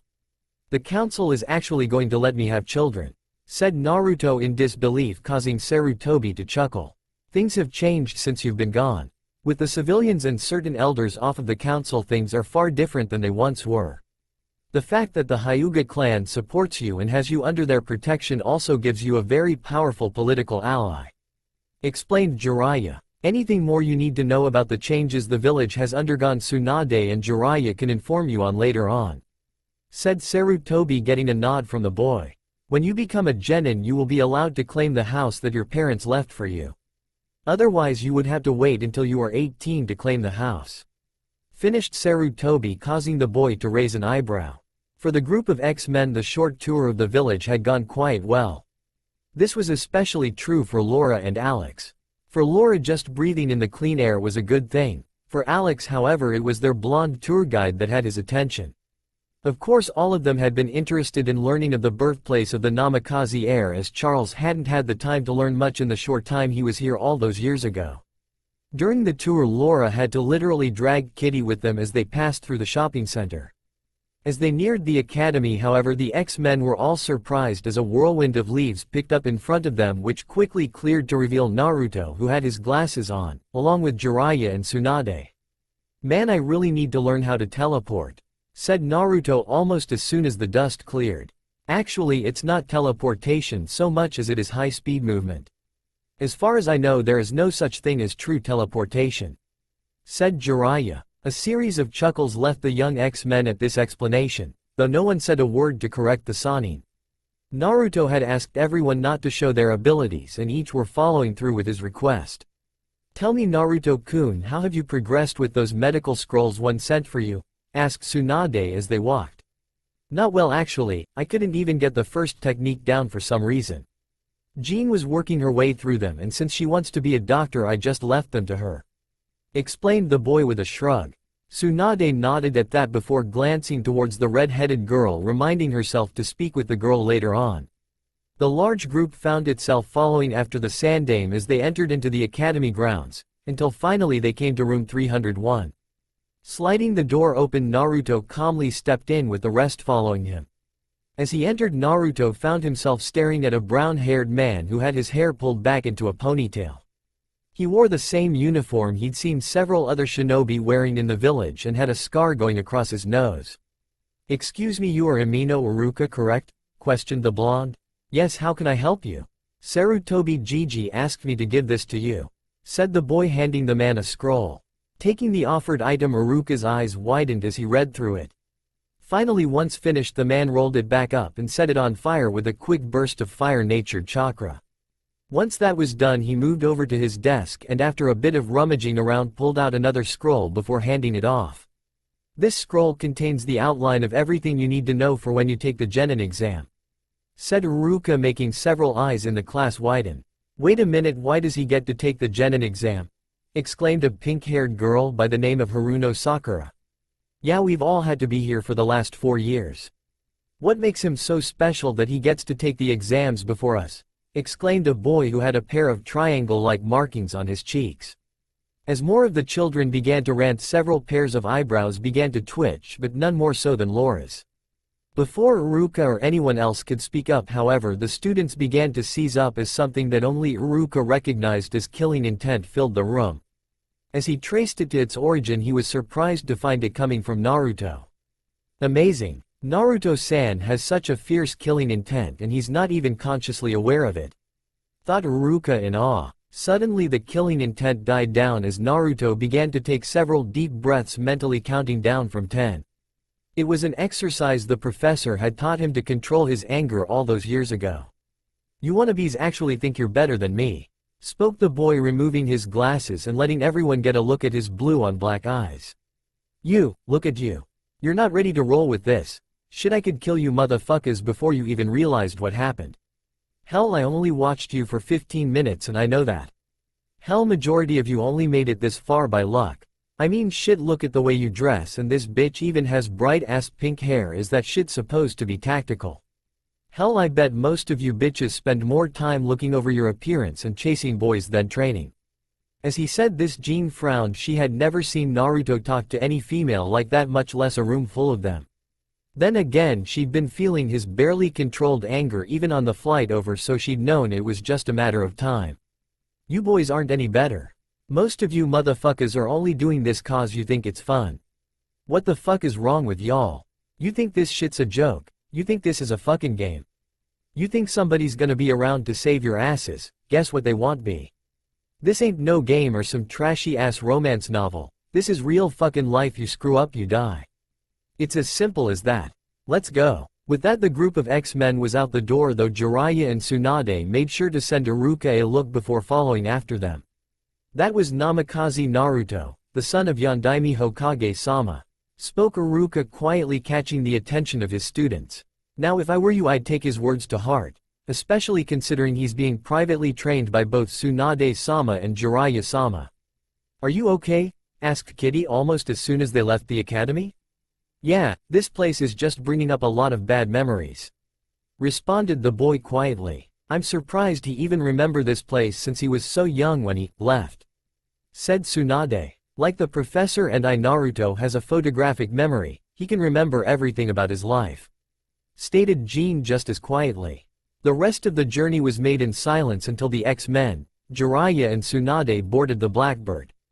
The only time it was broken was when Tsunade spoke to Yugito before she boarded, and Aurora explained to the two Sanin what was happening. As the jet lifted off, Yugito couldn't help but wonder what would happen next. The shrill ringing of the alarm clock was halted as a single metal blade had skewered it dead center. Still, despite its death, it had accomplished its mission, forcing a groaning Naruto to awaken. Retracting the middle blade into its place within his right hand, the young blonde slowly forced himself from the comfort of his bed. At least he would have if he hadn't gotten tangled within the sheets and fallen flat on his face. Cursing, Naruto rolled around trying to untangle himself while being shocked by the sheets the entire time. Finally, after a few minutes of struggle, he managed to free himself from the sheets, grabbing some clothes and stumbling to the bathroom. As he entered the bathroom, his still sleeping mind didn't even notice the lights had cut on without him flipping the switch before he stepped into the shower, and the warm water finally fully awoke him. Only 2 days had passed since his one-day visit to Konoha, and things had changed greatly for the blonde. Due to the slower speed they had traveled at to get home, it had taken them a day to reach Bayville. Due to jet lag and pure laziness, everyone had used the next to relax, something he planned on doing today as well. "I need everyone to meet me in the common room, please," came the mental request from the professor, causing the blonde boy to sigh. Well, there goes that plan, thought the blonde before stepping out of the shower. Once out, he quickly dried off and dressed himself in the white basketball shorts and tank top he'd brought in with him. As he made it down the stairs, he found he was one of the last to arrive, followed closely by Evan and Alex. "Now that everyone is here, we can get started," spoke the professor as the three boys seated themselves. "Things are going to be changing around here beginning today. Naruto, starting today, your godparents will be taking over your training completely. Jean, you will also be training under Lady Tsunade beginning today. Aside from that, Lady Tsunade and Lord Jiraiya have agreed to teach all of you at least a little of their arts," finished Charles before motioning to Kitty, whose hand had shot up. "Professor, what exactly do you mean by their arts?" asked Kitty just a bit timidly. "The shinobi arts," said Jiraiya, drawing the group's attention to him. "We spent the whole day yesterday talking and have discovered that the bloodline limits on our continent and your mutations are the exact same. The only difference between the two is that your continent is only just starting to develop its abilities. Because of our experience with working with Kekai Genkai bearers, we can teach you something all of you will need: control," stated Tsunade calmly. "However, we will not be focusing solely on teaching you to use these abilities. Instead, we will be teaching you how to fight without them. The purpose of this is so you will be prepared should there come a time when you must fight without relying on your abilities. With that said, we will begin teaching you the core of shinobi arts: taijutsu, which is hand-to-hand combat; genjutsu, which are illusionary techniques; and ninjutsu, the ninja techniques. Now, I don't know if you guys were told, but Naruto will be returning to Konoha in 3 years. However, in doing so, he will be placed in immediate danger, as there are entire countries that would like nothing more than to kill him, if for no other reason than to get back at his parents." She stopped here, motioning to Rogue to allow her to speak. "I don't get it. Why would anyone want to kill Naruto just to get back at his parents?" Naruto's father, Namikaze Minato, was the Yondaime Hokage before his death. During the Third Great Shinobi War, he alone killed over 1,000 enemy nen in one battle, earning himself the name Konoha's Yellow Flash. It is for this reason all of you with the Hidden Rock Village would want him dead. His mother Uzumaki Kushina was his only equal, and she was to Kiri, the Hidden Mist, and Aim, the Hidden Rain, what Minato was to Iwa. If that isn't enough, Naruto is the sole heir of 2 powerful clans. The Uzumaki clan had been the royal family of Uzu no Kuni, Whirlpool Country, before its destruction by Aim, Kiri, and Iwa, and Kushina was its princess. Though Minato was an orphan, he created techniques that have become legendary and amassed quite the fortune as well. If Naruto is killed, those techniques and his inheritance would then be seized by the village. Unfortunately, there are people within the village who would love to get their hands on those techniques," explained Tsunade, much to the shock of the group, including the adults. Fortunately, Naruto has some extremely powerful allies on his side. The heads of the shinobi clans were all quite close to your parents and have already placed you under their protection. This includes the Hyuga clan, Konoha's most powerful clan. In fact, because of your actions in saving their heiress that night, Hiyashi, the Hyuga head, has promised you his daughter's hand, so you have one less fiancé to worry about acquiring," explained Jiraiya, only to be elbowed by Tsunade as a perverted giggle escaped him. "What do you mean, one less fiancé to acquire?" asked Jean with narrowed eyes. "There are several laws in place to prevent clans from dying out. Naruto is the last of a powerful clan and the son of a Hokage. Being the Hokage's son allows him to start his own clan, but being the heir of the Uzumaki allows him to restore it. Seeing as Kushina took Minato's name when they married, the clan is to be restored under the Namikaze name. The last son of any clan is allowed a minimum of 4 fiancées, which he must find before his 16th birthday. Seeing as Naruto won't settle in Konoha until after he turns 15, the council is allowing him an extra 2 years. If he does not find them by that time, then the council will pick for him.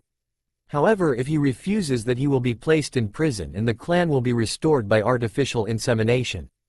You said the minimum was 4. Said Jean lowly. Yep, and what's better is there no limit. Exclaimed Jiraiya, causing everyone's eyes to widen. Sick dude, you're gonna be an Asian Hugh Hefner. Said Evan, causing the girls to blush and the adults to look at the boy in shock. Yay, now all you need is to convince the playmates. Said Kurt with a grin. Who's Hugh Hefner? Asked Tsunade quietly, only for Aurora to explain it to her, causing Jiraiya to erupt into a fit of giggles. Shut up, pervert! Exclaimed Tsunade, causing the man's giggles to immediately halt. Tsunade, I am not a pervert. I'm a super pervert. Anyway, to get back to the subject, before we begin with your training, I'll be giving all of you a full physical examination. I will also assign each of you a diet that you will follow. Said Tsunade, bringing everyone's attention to her.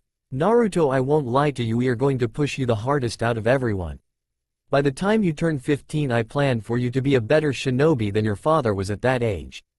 As such, not only will we be working on your taijutsu, genjutsu, and ninjutsu, but also fuinjutsu, the sealing arts, and hopefully some ijutsu, medical arts. Explained Jiraiya, his face a mask of seriousness. Unfortunately, I can't stay here for the entire 3 years. Said Tsunade, catching the boy's attention. Since I run the hospital, I'm using this training as a mission and will be returning to Konoha at the end of the summer. As such, I will be leaving several scrolls for you to study further after my departure. Finished the woman. Now let me make one thing clear to all of you. Stated Jiraiya, catching everyone's attention including the adults. We are not teaching you these skills for the fun of it or so that you can show off. We are teaching you these skills so that you can protect yourselves and each other. By teaching you these skills, we are also teaching you how to kill. With the exception of Naruto, Laura, and Logan, everyone looked up at the man at these words in shock. Of course the 3 were attentive, but unlike the others, they weren't shocked or apprehensive upon hearing these words.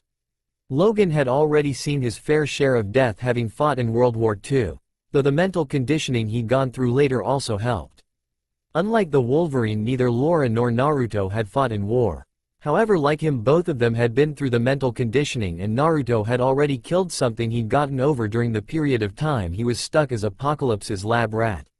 Now we've already talked to Xavier-san about this part of your training as well, and I will tell you like I told him. Sooner or later the truth about you all will come out. When this happens, people will immediately assume the worst. Humans by nature are fearful creatures, as such they fear everything that they do not understand. You will be all alone in a world that both hates and fears you, and when it all reaches its peak, they will either kill you or make you into weapons. So you have 2 choices. The first is you can allow your naivety to lead you to either your death or slavery. On this path you risk not only your lives but those of your loved ones as well. The second choice is you can learn what we have to teach you, protect yourselves, each other and your loved ones, and live so that you can make people see you for who you really are. I'll do it. However, when Naruto returns to your village, I'm going with him. Said Laura, her voice cutting through the silence of the room like the sharpest of blades. I don't think so. Said Logan with a snort, causing Laura to frown. Jiraiya has already said there are people there who won't hesitate to kill Naruto. If you think I'll let him face that alone, you're crazy. I'll be going too. After all, what's carnage without havoc? Said Alex with a smirk. Very well, Alex and Laura will be the ones to accompany Naruto on his return to Konoha. The rest of you will have to remain here as I will need each of you. Said the professor. So how did it go? Asked Jiraiya. It had been 3 hours since Tsunade had started to give the group of X-Men their physical exams, with the woman now joining him in the professor's office. It was interesting, said Tsunade, causing Jiraiya to raise an eyebrow at her in a questioning gesture. For starters, there's the girl Rogue.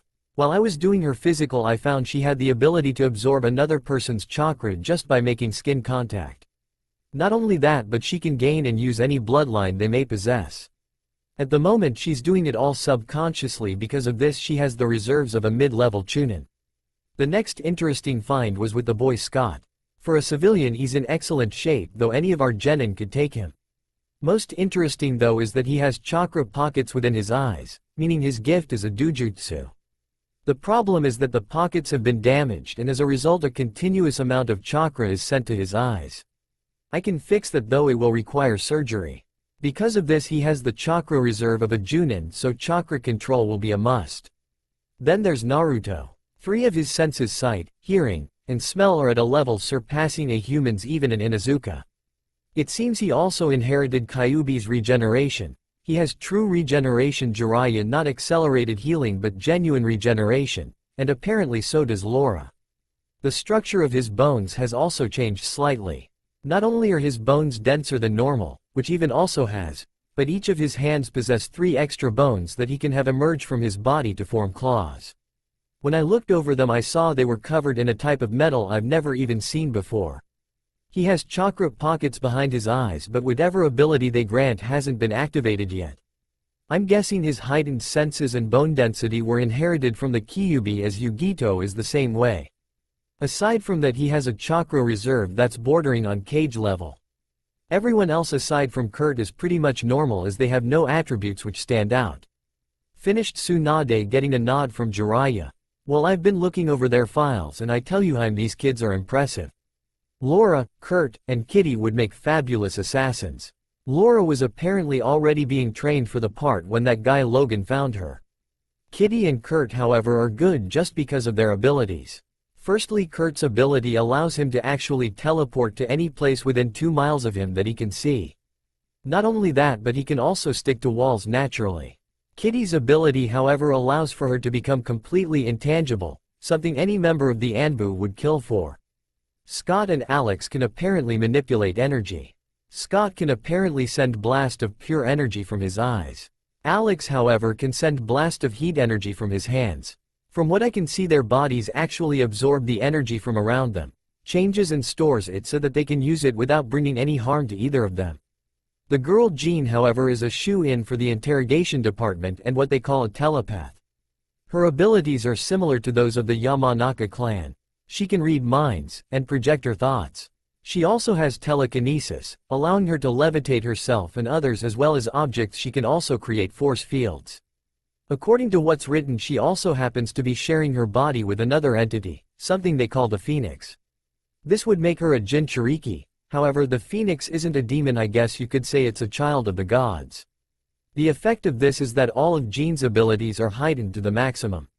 According to the notes the professor made, Jean will one day be able to manipulate matter and energy on a molecular scale.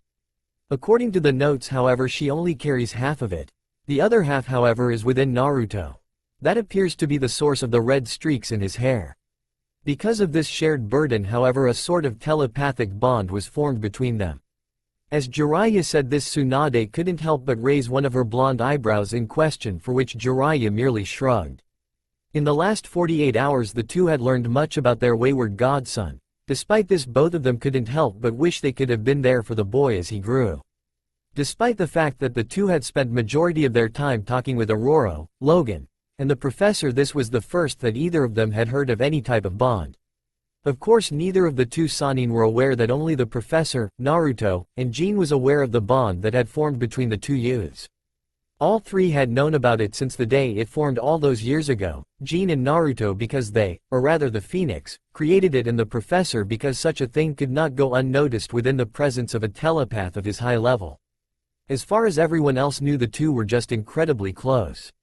Another thing that the two Sannin were aware of was the reputation Jean had gained among the female students of the institute.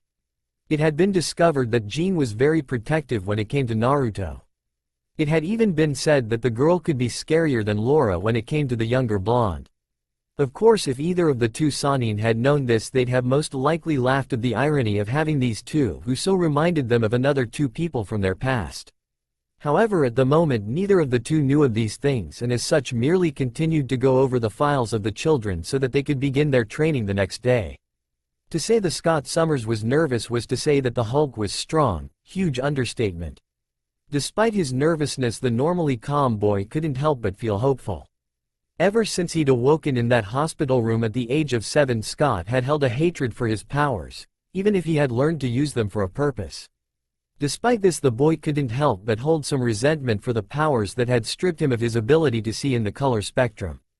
As such, he couldn't help but feel hopeful when Tsunade had informed him that she would be able to fix the problem with his eyes. He had long given up hope that he could one day see normally again, accepting that he would forever view the world in a shade of red. Yet Tsunade had discovered what no other doctor could, the reason for his sight problem. Of course, he couldn't blame his past doctors for not discovering this problem, as outside of the elemental countries where Tsunade, Naruto, and Jiraiya were from, chakra was unheard of. As such, finding a problem with chakra pockets that they had no idea even existed was pretty much impossible. Despite the hopelessness of his situation, the young Cyclops had always wished to be able to see the world in all its glory once more. Even more, he wanted to see his friends and his little brother for how they were and not in the red haze that he was forced to view the world from. As he lied on the table in the mansion's med lab, the boy slowly drifted into unconsciousness, the last sight of his red-tinted vision that of Tsunade standing over him. It was a bright day in Hai no Kuni, as not a single cloud would block out the rays of the sun. From atop a hill, 3 figures could be seen looking down upon the walls surrounding the village of Konoha.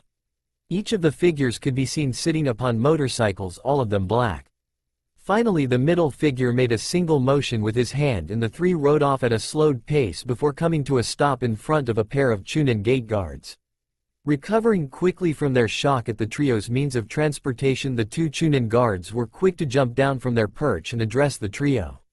"Names and reason for coming to Konoha," said one of the Chunin. Upon hearing this, the middle figure simply removed a booklet from his pocket before handing it to the Chunin, an action quickly repeated by his 2 companions. Taking the offered booklets, both Chunins felt their eyes widen upon seeing its contents before one motioned to someone at the top to open the gates. As soon as the gates opened, the Chunin motioned for the group to enter. "Naruto-sama, Godem-sama asked I inform you to report to the tower upon your arrival," said one of the 2 Chunin, getting a nod from the boy before the trio entered the now open gates after sealing away their bikes. The journey to the tower had been made in silence as the group traveled by rooftop, arriving to the tower in less than 5 minutes.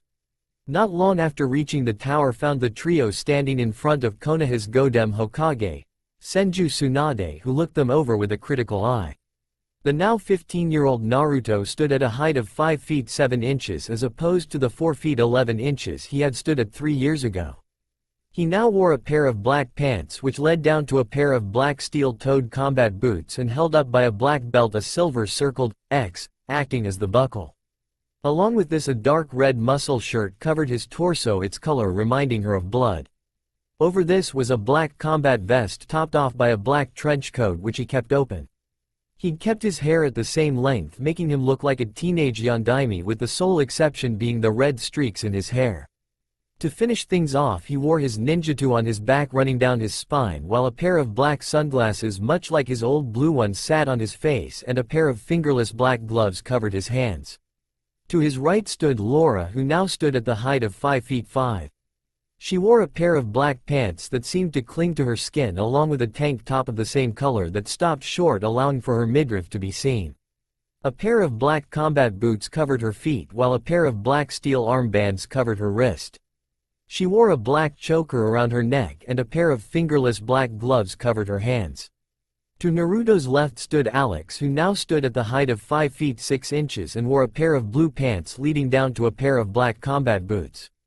A long-sleeved dark blue muscle shirt covered his torso, topped by a black combat vest and leading down to a pair of fingerless black gloves. "So where's Jiraiya?" questioned Tsunade, causing Naruto to raise an eyebrow. "He hasn't come yet? He left before we did," said Naruto, causing his godmother to sigh before motioning the 3 youths to take a seat. Almost as soon as the 3 youths were seated, Tsunade slid a set of keys over to Naruto as well as a manila folder. "The keys are for the Namikaze estate, where the 3 of you shall be staying. Over the last few years it has been remodeled at Professor Xavier's insistence. The folder, however, contains your parents' marriage certificate and your birth certificate. You will need to present both before the council before you can receive your inheritance and claim your seat on the council when you make Chunin." An hour later found the 3 newly arrived X-Men sitting within one of the many classrooms of the Shinobi Academy. After their meeting with Tsunade, they had been escorted to the academy by Shizune, who happened to be Tsunade's assistant. At the moment, the three could be found sitting in the very back of the academy classroom as they along with various others awaited the arrival of the Chunin teacher that would be giving them the Genin exam. Finally the door opened and the Chunin that Naruto remembered as Iruka walked into the room. Looking around, he easily spotted the three new students Shizune had mentioned, though the rest of the class apparently hadn't much to his dismay as their teacher. Quickly clearing his throat and flashing through three quick one-handed seals, the Chunin inhaled, his head growing at least 4 sizes before he roared. "Shut up, you brats." The effect was instant as every single one of his students had gone as silent as a grave. He made a mental note to apologize to his three new students later, as he could see each of them had been affected by his technique, but quickly moved on to the matter at hand. Alright, as you all know, today is the day of the Genin exam. The exam will consist of accuracy, ninjutsu, genjutsu, taijutsu and kenjutsu. At the end of this, your scores will be totaled up to determine who passes and at what rank. Now for those of you who have yet to notice, we have a few new students with us for the exam, so for everyone's benefit we will proceed in alphabetical order starting with Aburame Shino. Now if you will all follow me out to the training area, we can get started. 20 minutes later found the young X-Men watching the other students as they completed the accuracy portion of the exam with an aura of boredom exuding from all three of them. For the last 20 minutes they had been watching as various students went up, toss a volley of kunai and shuriken at the target, most of them not even able to hit the bullseye once out of the 10 tries they were given with each weapon, despite being only 5 yards, 15 feet, away. Of course there were a few that managed to stand out. The first was Aburame Shino, who had managed to hit the bullseye 7 times with the kunai and 5 with the shuriken. Akamichi Choji had managed to hit 4 times with each, while Inazuka Kiba hit 6 times with the kunai and 8 with the shuriken. Then there was Nara Shikamaru, who despite tossing his weapons lazily had managed to hit the bullseye 6 times with each. A kid named Sai, who managed to hit 4 times with each, and Uchiha Sasuke, who hit 9 times with each, much to the excitement of the females of the class. On the girls' side, however, there was Haruno Sakura, who had only managed to hit 3 times with each, as did Yamanaka Ino. Then there was Hyuga Hinata, who had unknowingly got the attention of all 3 young X-Men, who had managed to get a perfect score, hitting all 10 bullseyes with each. Finally Iruka turned his attention to his new students, having been told to save them for last by Shizune. "Alright Sume, Talon, you're up." Hearing this, Laura sighed before stepping up and taking the offered weapons from Iruka. The rest of the students took this time to look over, only to gape at seeing her get a perfect score, and judging by the lazy way she threw the weapons, she did it without trying, an action that was soon duplicated by Alex. As his turn was called, however, Naruto refused the weapons offered by Iruka, explaining that he didn't use kunai or shuriken. Instead he simply reached behind him before producing a deck of cards, which Iruka quickly deduced he'd kept in a pouch on his back. What happened next, however, was something that would leave the rest of the class in shock, as in what seemed to be in slow motion 10 of the cards were separated from the rest, seemingly levitating for a moment, taking on a brief red glow which Iruka only barely caught, before the 10 cards were launched at the targets at quick speeds, only to explode as soon as they came into contact with the targets, leaving scorch marks on the target directly over the bull's eyes. Iruka and the gathered students could only gape in shock at the sight. Naruto himself could barely hold back the smirk, though Laura and Alex felt no need to do so. Of course Naruto had a right to smirk, having finally awakened a power everyone had thought he wouldn't possess, and all it had taken to awaken it was a chance meeting with a certain thief by the name of Remy LeBeau, otherwise known as Gambit, but that is a story for another time. Shaking himself from his stunned stupor, Iruka quickly wrote down the boy's score before moving on the next portion of the exam.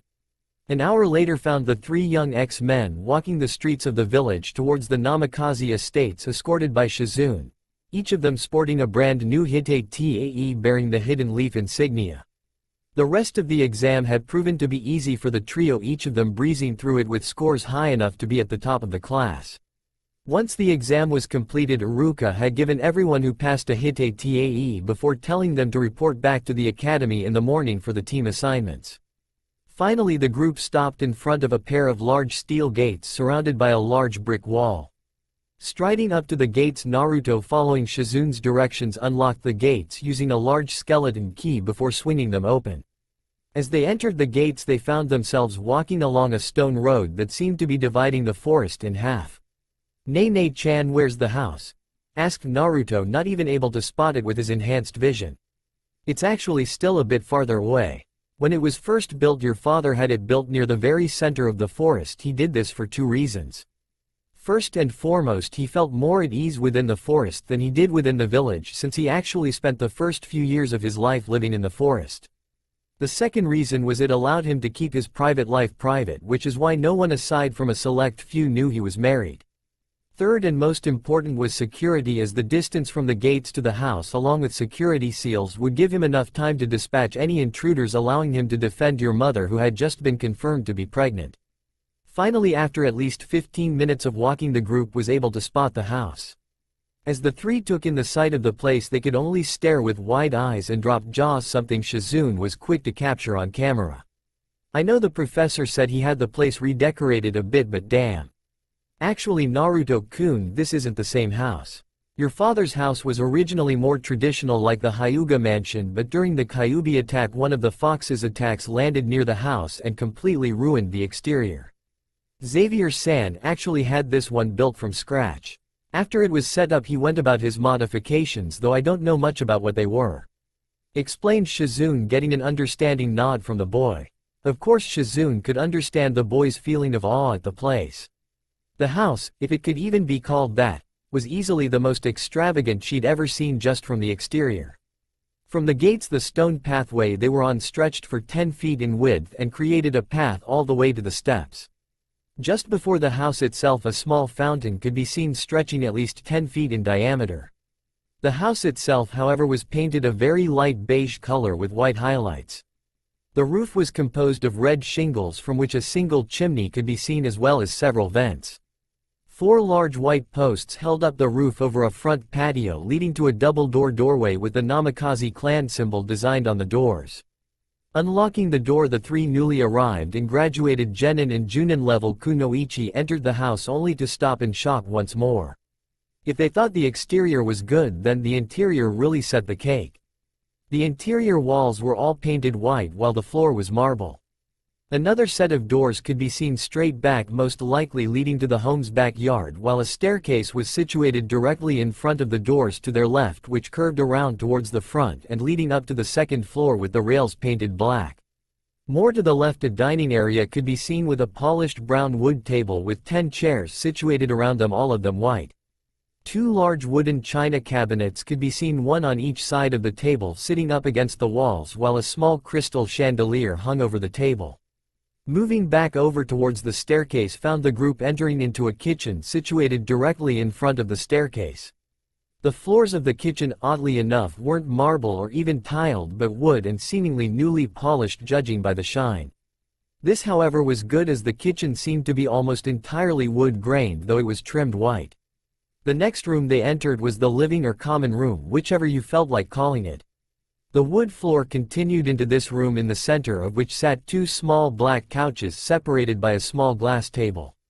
A small buffet sat behind one of the couches upon which several pictures could be seen. Walking over to the buffet, Naruto picked up one of the pictures, which was a group picture taken at the institute a few years ago. In the center of the picture one could see the professor sitting within his wheelchair in front of the mansion. Standing just behind him were Naruto, with Jean on his right and Alex on his left. Next to Jean stood Laura, with Logan standing next to her.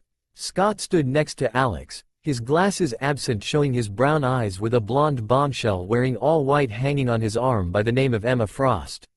Kurt could be seen standing on the professor's right, a bright smile on his face, while Rouge could be seen with an arm wrapped around him smiling softly. Kitty stood to the professor's left with Evan next to her. Aurora stood next to Evan with Tsunade next to her, ending the line. Finally Jiraiya stood in the very back behind Naruto, his 7-foot frame towering over everyone, a large grin on his face matching Naruto's. He remembered that day. It was about a month after Scott's operation when this was taken. It had been taken after Tsunade had worked her second miracle, turning Kurt back to normal. Logan had disappeared the night of Scott's operation and had come back about 2 weeks later with Emma and 2 scientists. One the professor knew by the name of Reed Richards, and the other someone Logan himself had known by name of Bruce Banner. Due to the combined efforts of Banner, Richards, Tsunade and Jiraiya, Kurt had been reverted back to how he'd have looked before the experiments, though he could still become the blue elf when needed. Shaking himself from his thoughts, he turned with the others walking back out of the room. The group soon found themselves overlooking a large backyard that seemed to stretch on for miles, within which was a large pool very reminiscent of the one at the Playboy Mansion. Heading back in and up the stairs, the group entered the first room they came across, which just happened to be a trophy room and had been completely filled with trophies and awards won by the three of them over the years. Tsunade sighed as she made her way through the tower towards the council chambers. In truth, she would much rather be spending this time catching up with her godson and his friends than dealing with the council.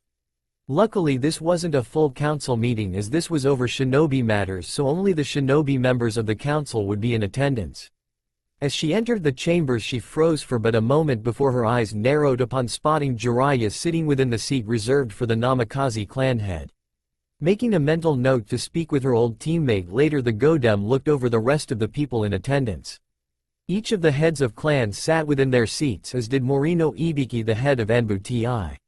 This also included the head captains of the Anbu and Hunter Corps, as well as the head of the Medic Corps, and the headmaster of the Shinobi Academy. Finally, Sarutobi Izoran was in attendance due to the fact he was one of her advisors. "Since everyone is gathered, let's begin. I'm sure many of you have other things you need to do," said Tsunade as she sat within her seat, getting nods from many of the others within the room. What preceded was the usual discussion of budgets and movements or actions taken by the other villages. Finally, Tsunade motioned for the academy headmaster to speak, causing silence to envelope the chamber, causing all eyes to focus upon him. As a majority of you may know, the graduation exam were given today. Among the graduates, however, were three surprises that only attended the exams: Sume, Talon, Sangai, Havoc, and Shira, Carnage, who passed each portion flawlessly, each of them performing on Chunin level. Shira himself displayed a peculiar ability during the targeting exam. Instead of using the kunai and shuriken Iruka was handing out, he used playing cards and somehow was able to not only control them without holding them but cause them to explode upon impact with the targets. Said the man, getting mutters to go across the chamber, only to be quieted by Hyuga Hiyashi, who rarely spoke up in these meetings. "Tell me, Yukimura-san, what are the real names of these children?" "Their real names are Laura Logan, Alex Summers, and Namikaze Naruto. They are my students, Naruto my apprentice," said Jiraiya, causing all attention to swing in his direction. The next day found the graduates of the exams once more in the classroom, gathered for the last time, as each waited for Iruka, who would tell them what would happen next. When Iruka finally entered the room, he sweat dropped seeing two of his students, Sakura and Ino, fighting over a seat next to the Uchiha, and silently thanked Kami. This was the last time he'd have to deal with them. Once more using his signature jutsu, he got the class to quickly calm down and sit in their seats, and after a small speech proceeded to give out the team assignments, which everyone tuned out, only listening for their own names. Team 7, Uchiha Sasuke, Haruno Sakura, and Sai. Your Junin instructor is Hitaki Kakashi. As he said this, Laura couldn't help but roll her eyes as the pink-haired girl flashed a victory sign at the blonde she had been arguing with earlier. Team 8, Hyuga Hinata, Aburame Shino, and Inazuka Kiba. Your Junin instructor is Yuhi Kurane.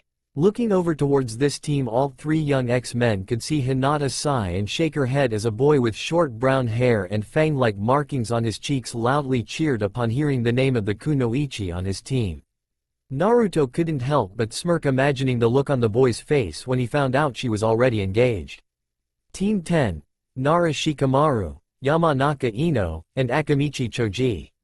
Your Junin instructor is Sarutobi Asuma. Team 11, Shira, Sume, and Sangai. Your Junin instructor is Mitarashi Anko. Before he could say anything more on the subject, the door was thrown open as a woman walked in. The woman wore a beige trench coat that was left open, allowing for her fishnet shirt to be seen, as well as her short rust orange skirt. Her feet were covered with the standard shinobi sandals, and metal shin guards covered everything from her knees down to her ankles. She had short purple hair pulled into a ponytail and wore her hite tae around her forehead, while her almond-colored eyes shined with mischievousness. At the sight of her, every hot-blooded male felt their pants tighten a bit. "Alright, Gaki's Team 11's with me. You're early, Anko," said Iruka after a few moments. Sorry Iruka-kun, but I just couldn't wait to see you, said Anko with a seductive smile on her face. Anyway, Team 11, follow me, said Anko, breaking away from Iruka and walking out the door. Seeing this, the three newly graduated genin shrugged before following after her. Only a few minutes later found the group of four sitting on the roof of the academy, the three graduates facing Anko. Okay, Gaki's introduction time. I'll go first since none of you know me. My name is Mitarashi Anko. I'm Konoha's top kunoichi when it comes to assassination and demolition. I also happen to dabble in interrogation. I like dango and my job.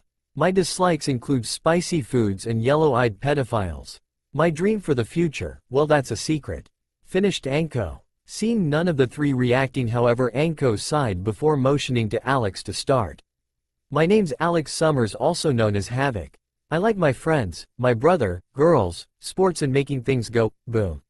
I dislike people who judge others without getting to know them and people who try to hurt my friends. I'm not really sure about dreams right now, finished Alex with a shrug. Okay, you're next, girly, called Anko, motioning to Laura. My name is Laura Logan, also known as Talon. I like my dad, my friends, sports, and making things explode.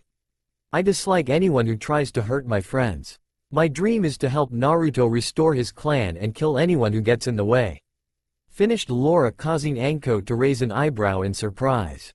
Alright Whiskers, you're up, said Anko, causing the blonde to raise an eyebrow at the nickname before shrugging. My name is Namikaze Naruto. I am known as Carnage among other names. My likes include reading, training, and my friends. My dislikes are those who threaten my friends and refuse to look beneath the surface and simply judge people. I don't have a dream but goals which I will complete, including restoring my clan with Laura and a few other select females, hunting down and killing every member of Akatsuki as well as the bastard who ordered my mother's assassination, finished the blonde. For a few moments Anko was silent as she absorbed the blonde's words, making a mental note to look up information on this Akatsuki he mentioned. Finally, after a few moments, the woman smirked, happy that this team was exactly like Jiraiya-sama had claimed them to be. Alright Gakis, listen up. Normally it would be here that I would inform you that you weren't real genin and I would test you to see if you were worthy of the title. However, both Hokage-sama and Jiraiya-sama have said in no uncertain terms that you were both ready and above genin level. So we will have a small assessment tomorrow so that I can see where exactly the three of you stand, and then we will start missions after that. We'll start with D ranks, which normally you wouldn't have to take, but seeing as you guys are all new to the village or haven't been here in a while, we're using these so you can get to know your way around the village. Now try to keep up Gakis, I know the perfect training ground for this, finished the purple-haired kunoichi. With a sadistic grin, Anko jumped off the roof to the next with the three genin following after her quickly. That night Anko went to bed the happiest she could ever remember. Naruto sighed as the needle's contents emptied itself into his arm, his body relaxing as the contents entered his system. This was probably the only thing he absolutely hated about himself and was the one secret he kept closely to himself. Sure, everyone he grew up with at the institute knew about it, as did his godparents, but that was it, and not a word of it had actually come from his own mouth. When Kyuubi had passed on, the blonde had inherited enhanced speed and strength far surpassing that of a human's even by shinobi standards. His senses, specifically his senses of sight, smell, and hearing, had also been enhanced. When tested by Jiraiya and Tsunade, he had discovered his sense of smell surpassed that of an Inuzuka's, while his hearing was so acute he could hear a pin drop 3 rooms away if he tried. As far as sight went, he could see in the darkness as if the sun was shining. He could also follow a bullet as if it was moving at a snail's pace. This really didn't say much, however, since he could see Jiraiya's movements when he moved at high speeds which far surpassed that of a bullet, and that was before his training had begun under the Sannin. It wasn't until later on he discovered he had inherited the fox's fire and earth affinities to go with his natural wind and water. This had in effect made him perhaps the only person with an affinity for 4 of the 5 major elements. However, all power comes with a price, no matter the situation. In this case he had inherited the demon's bloodlust as well as the thirst. Blade had caught on to this at the very beginning of his training under him and had helped him immensely in suppressing his darker urges. Meditation had become a daily necessity as it helped calm him and suppress his demonic bloodlust. Blade had made it very clear that every creature, whether it be human, demon or vampire, possessed bloodlust.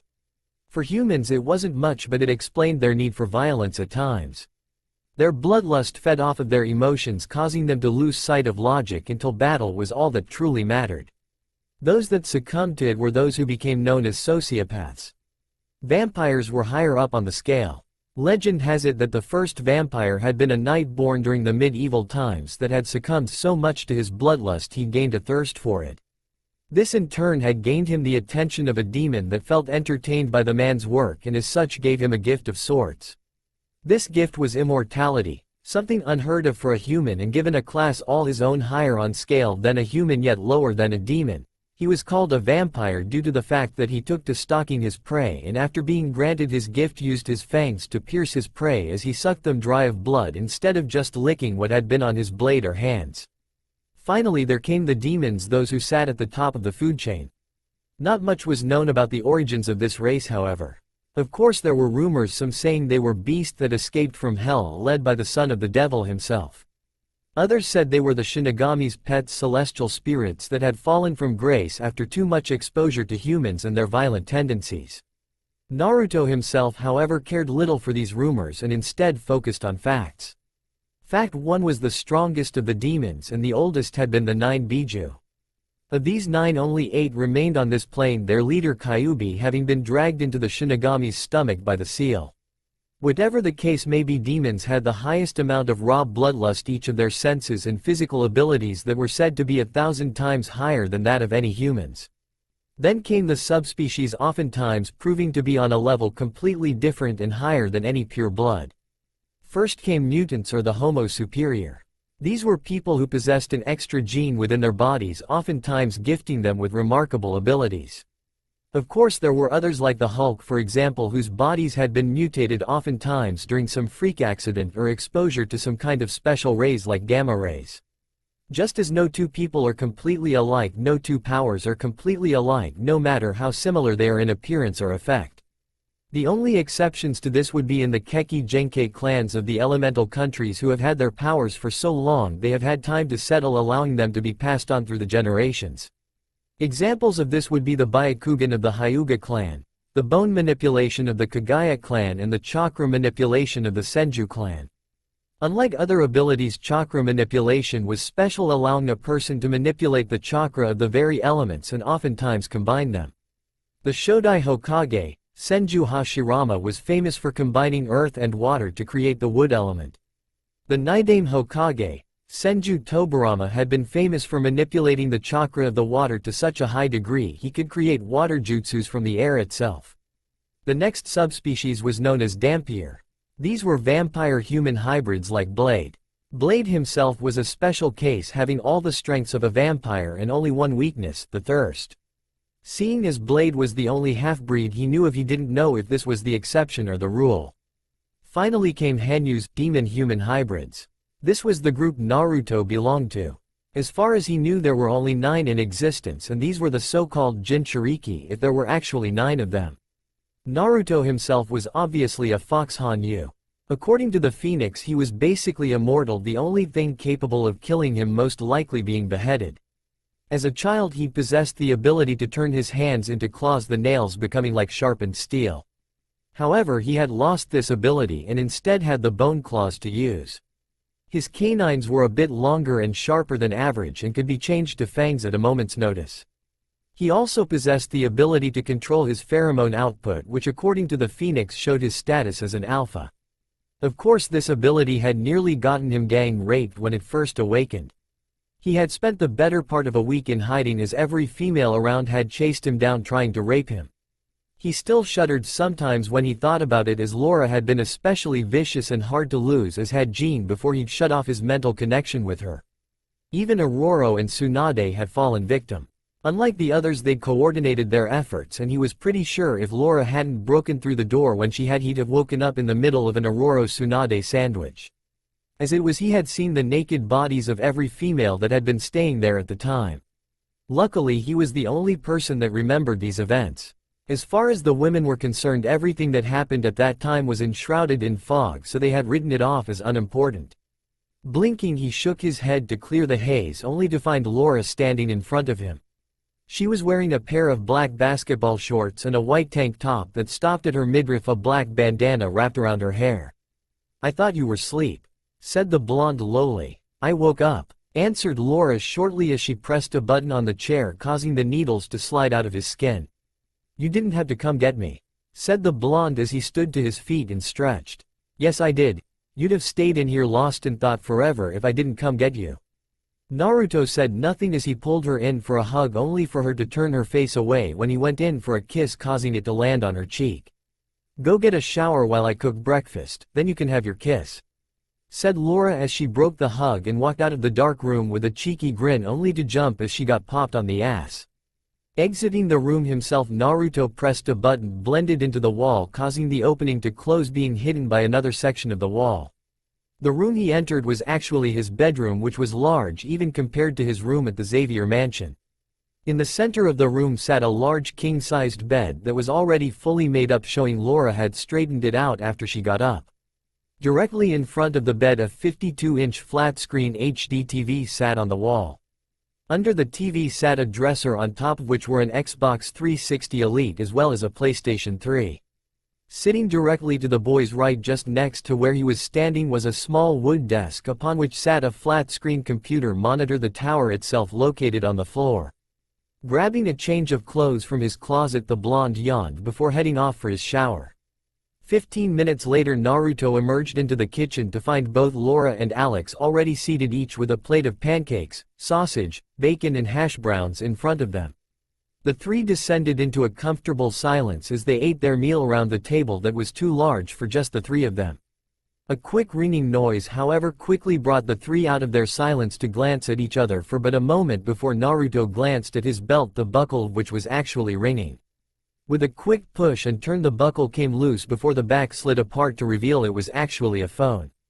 "Hello," said the blonde, a look of confusion across his face. "Oh good, it works," said a voice on the other end, causing the boy to raise an eyebrow. "Forge, what the hell?" questioned the blonde. "Right, as you can see, each of the belt buckles you have are capable of turning into phones. The phones are capable of only calling a few places, each other and the central hubs in the mansions. Also, as you most likely already guessed, the house is more than it seems, as it has a training room complete with that prototype AI Phoenix developed. You'll find the entrance right at the top of the stairwell. The wall directly in front of you when you go up the stairs is a slide away that reveals an elevator. There is of course security, as it requires thumbprint, eye scan, and as an extra precaution, chakra scan. Getting past the elevator are 3 levels: X1, which has the danger room, security room and med lab. X2, which contains your parents' library, which the professor had to convince your Hokage to release to you. Finally there is X3, the hangar in which sits the State Route 77 Blackbird. The launch pad will release behind the Hokage monument. The trophy room leads to the armory, which is hidden behind your wall. Your parents' weapons are inside, as are Laura's, and just because I know how you can be a couple spare hunting kits, I've taken the liberty of getting some kunai and shuriken made for you that are pure silver, so you can replace the stakes for now.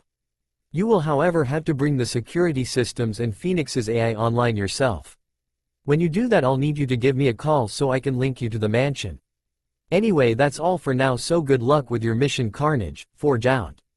"Hey wait click. Guys, remind me to hurt Forge when we get back." As the blonde said this, his teammates could only shake their heads, each already having experience from dealing with the teenage inventor. 30 minutes later found the trio within the security room as Forge walked them through the setup procedures. "Alright guys, that should do it for the initial setup. The rest from here is easy. First let's get that AI running, so type in the words, execute explosive. It should take about a minute to kick in." "Got it," said Laura, her fingers flying over the keyboard. For about a minute there was a humming noise in the room before a small blue figure appeared in front of the trio on the computer screen. The figure was that of a female that honestly reminded them of Cortana from the Halo games. "Operation Explosive initialized. I am Danger, please wait while setup completes," said Danger, the feminine voice sounding surprisingly human. "Synchronizing Konoha base to Bayvel, please wait. Synchronization complete, all systems online. Activating security systems to level 1 and scanning personnel files. Personnel scanning complete, setting access level.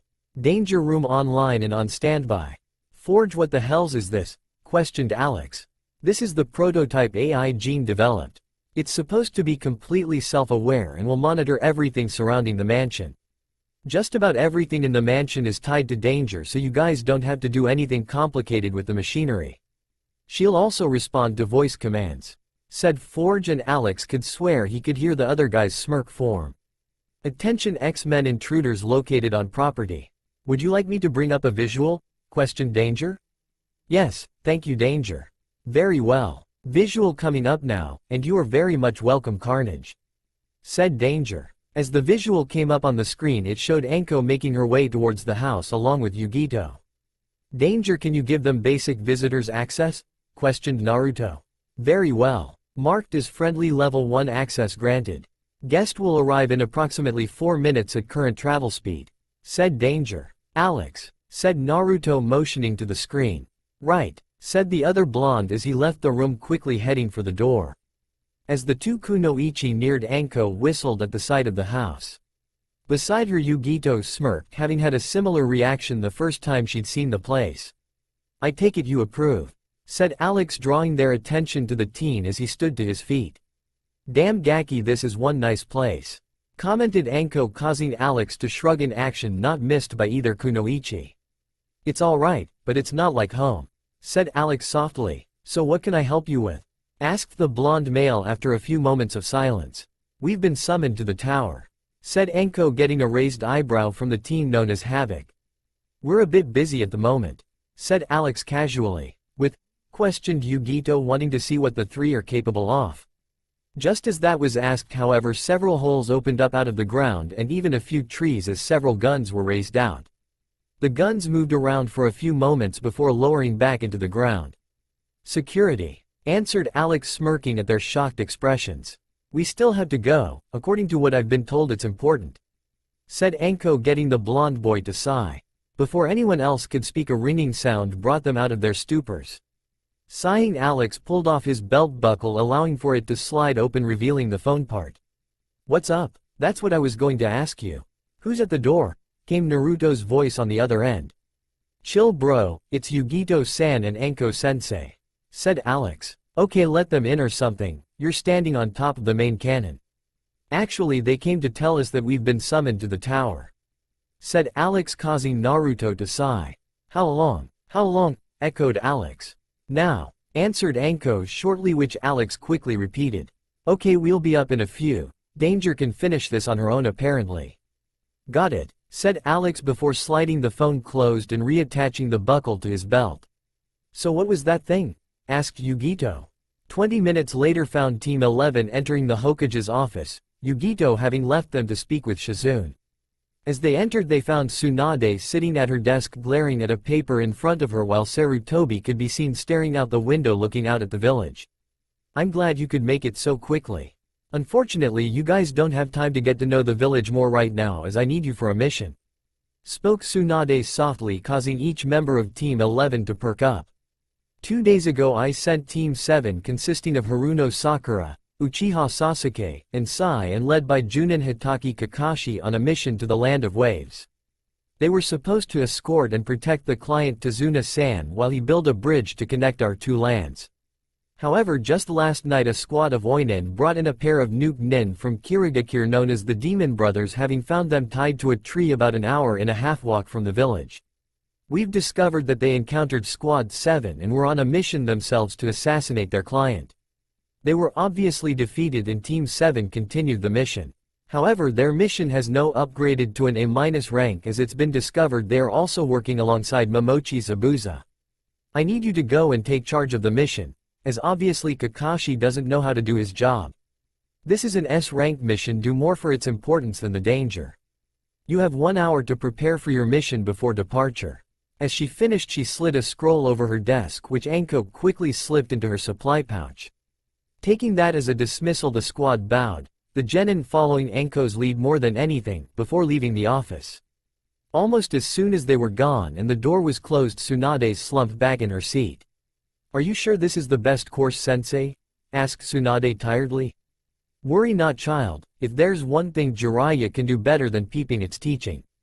Besides, this is the best way to both retrieve the Uchiha and assess the skills of Team 11. said the old man calmly. An hour later the members of Team 11 were in full mission gear, fully packed and shooting out of the gates and into the trees like blurs, disappearing faster than the gate guards had seen anyone but Anbu move. That's all for now. If you want to see next part, then please like this video and subscribe my channel. Thanks.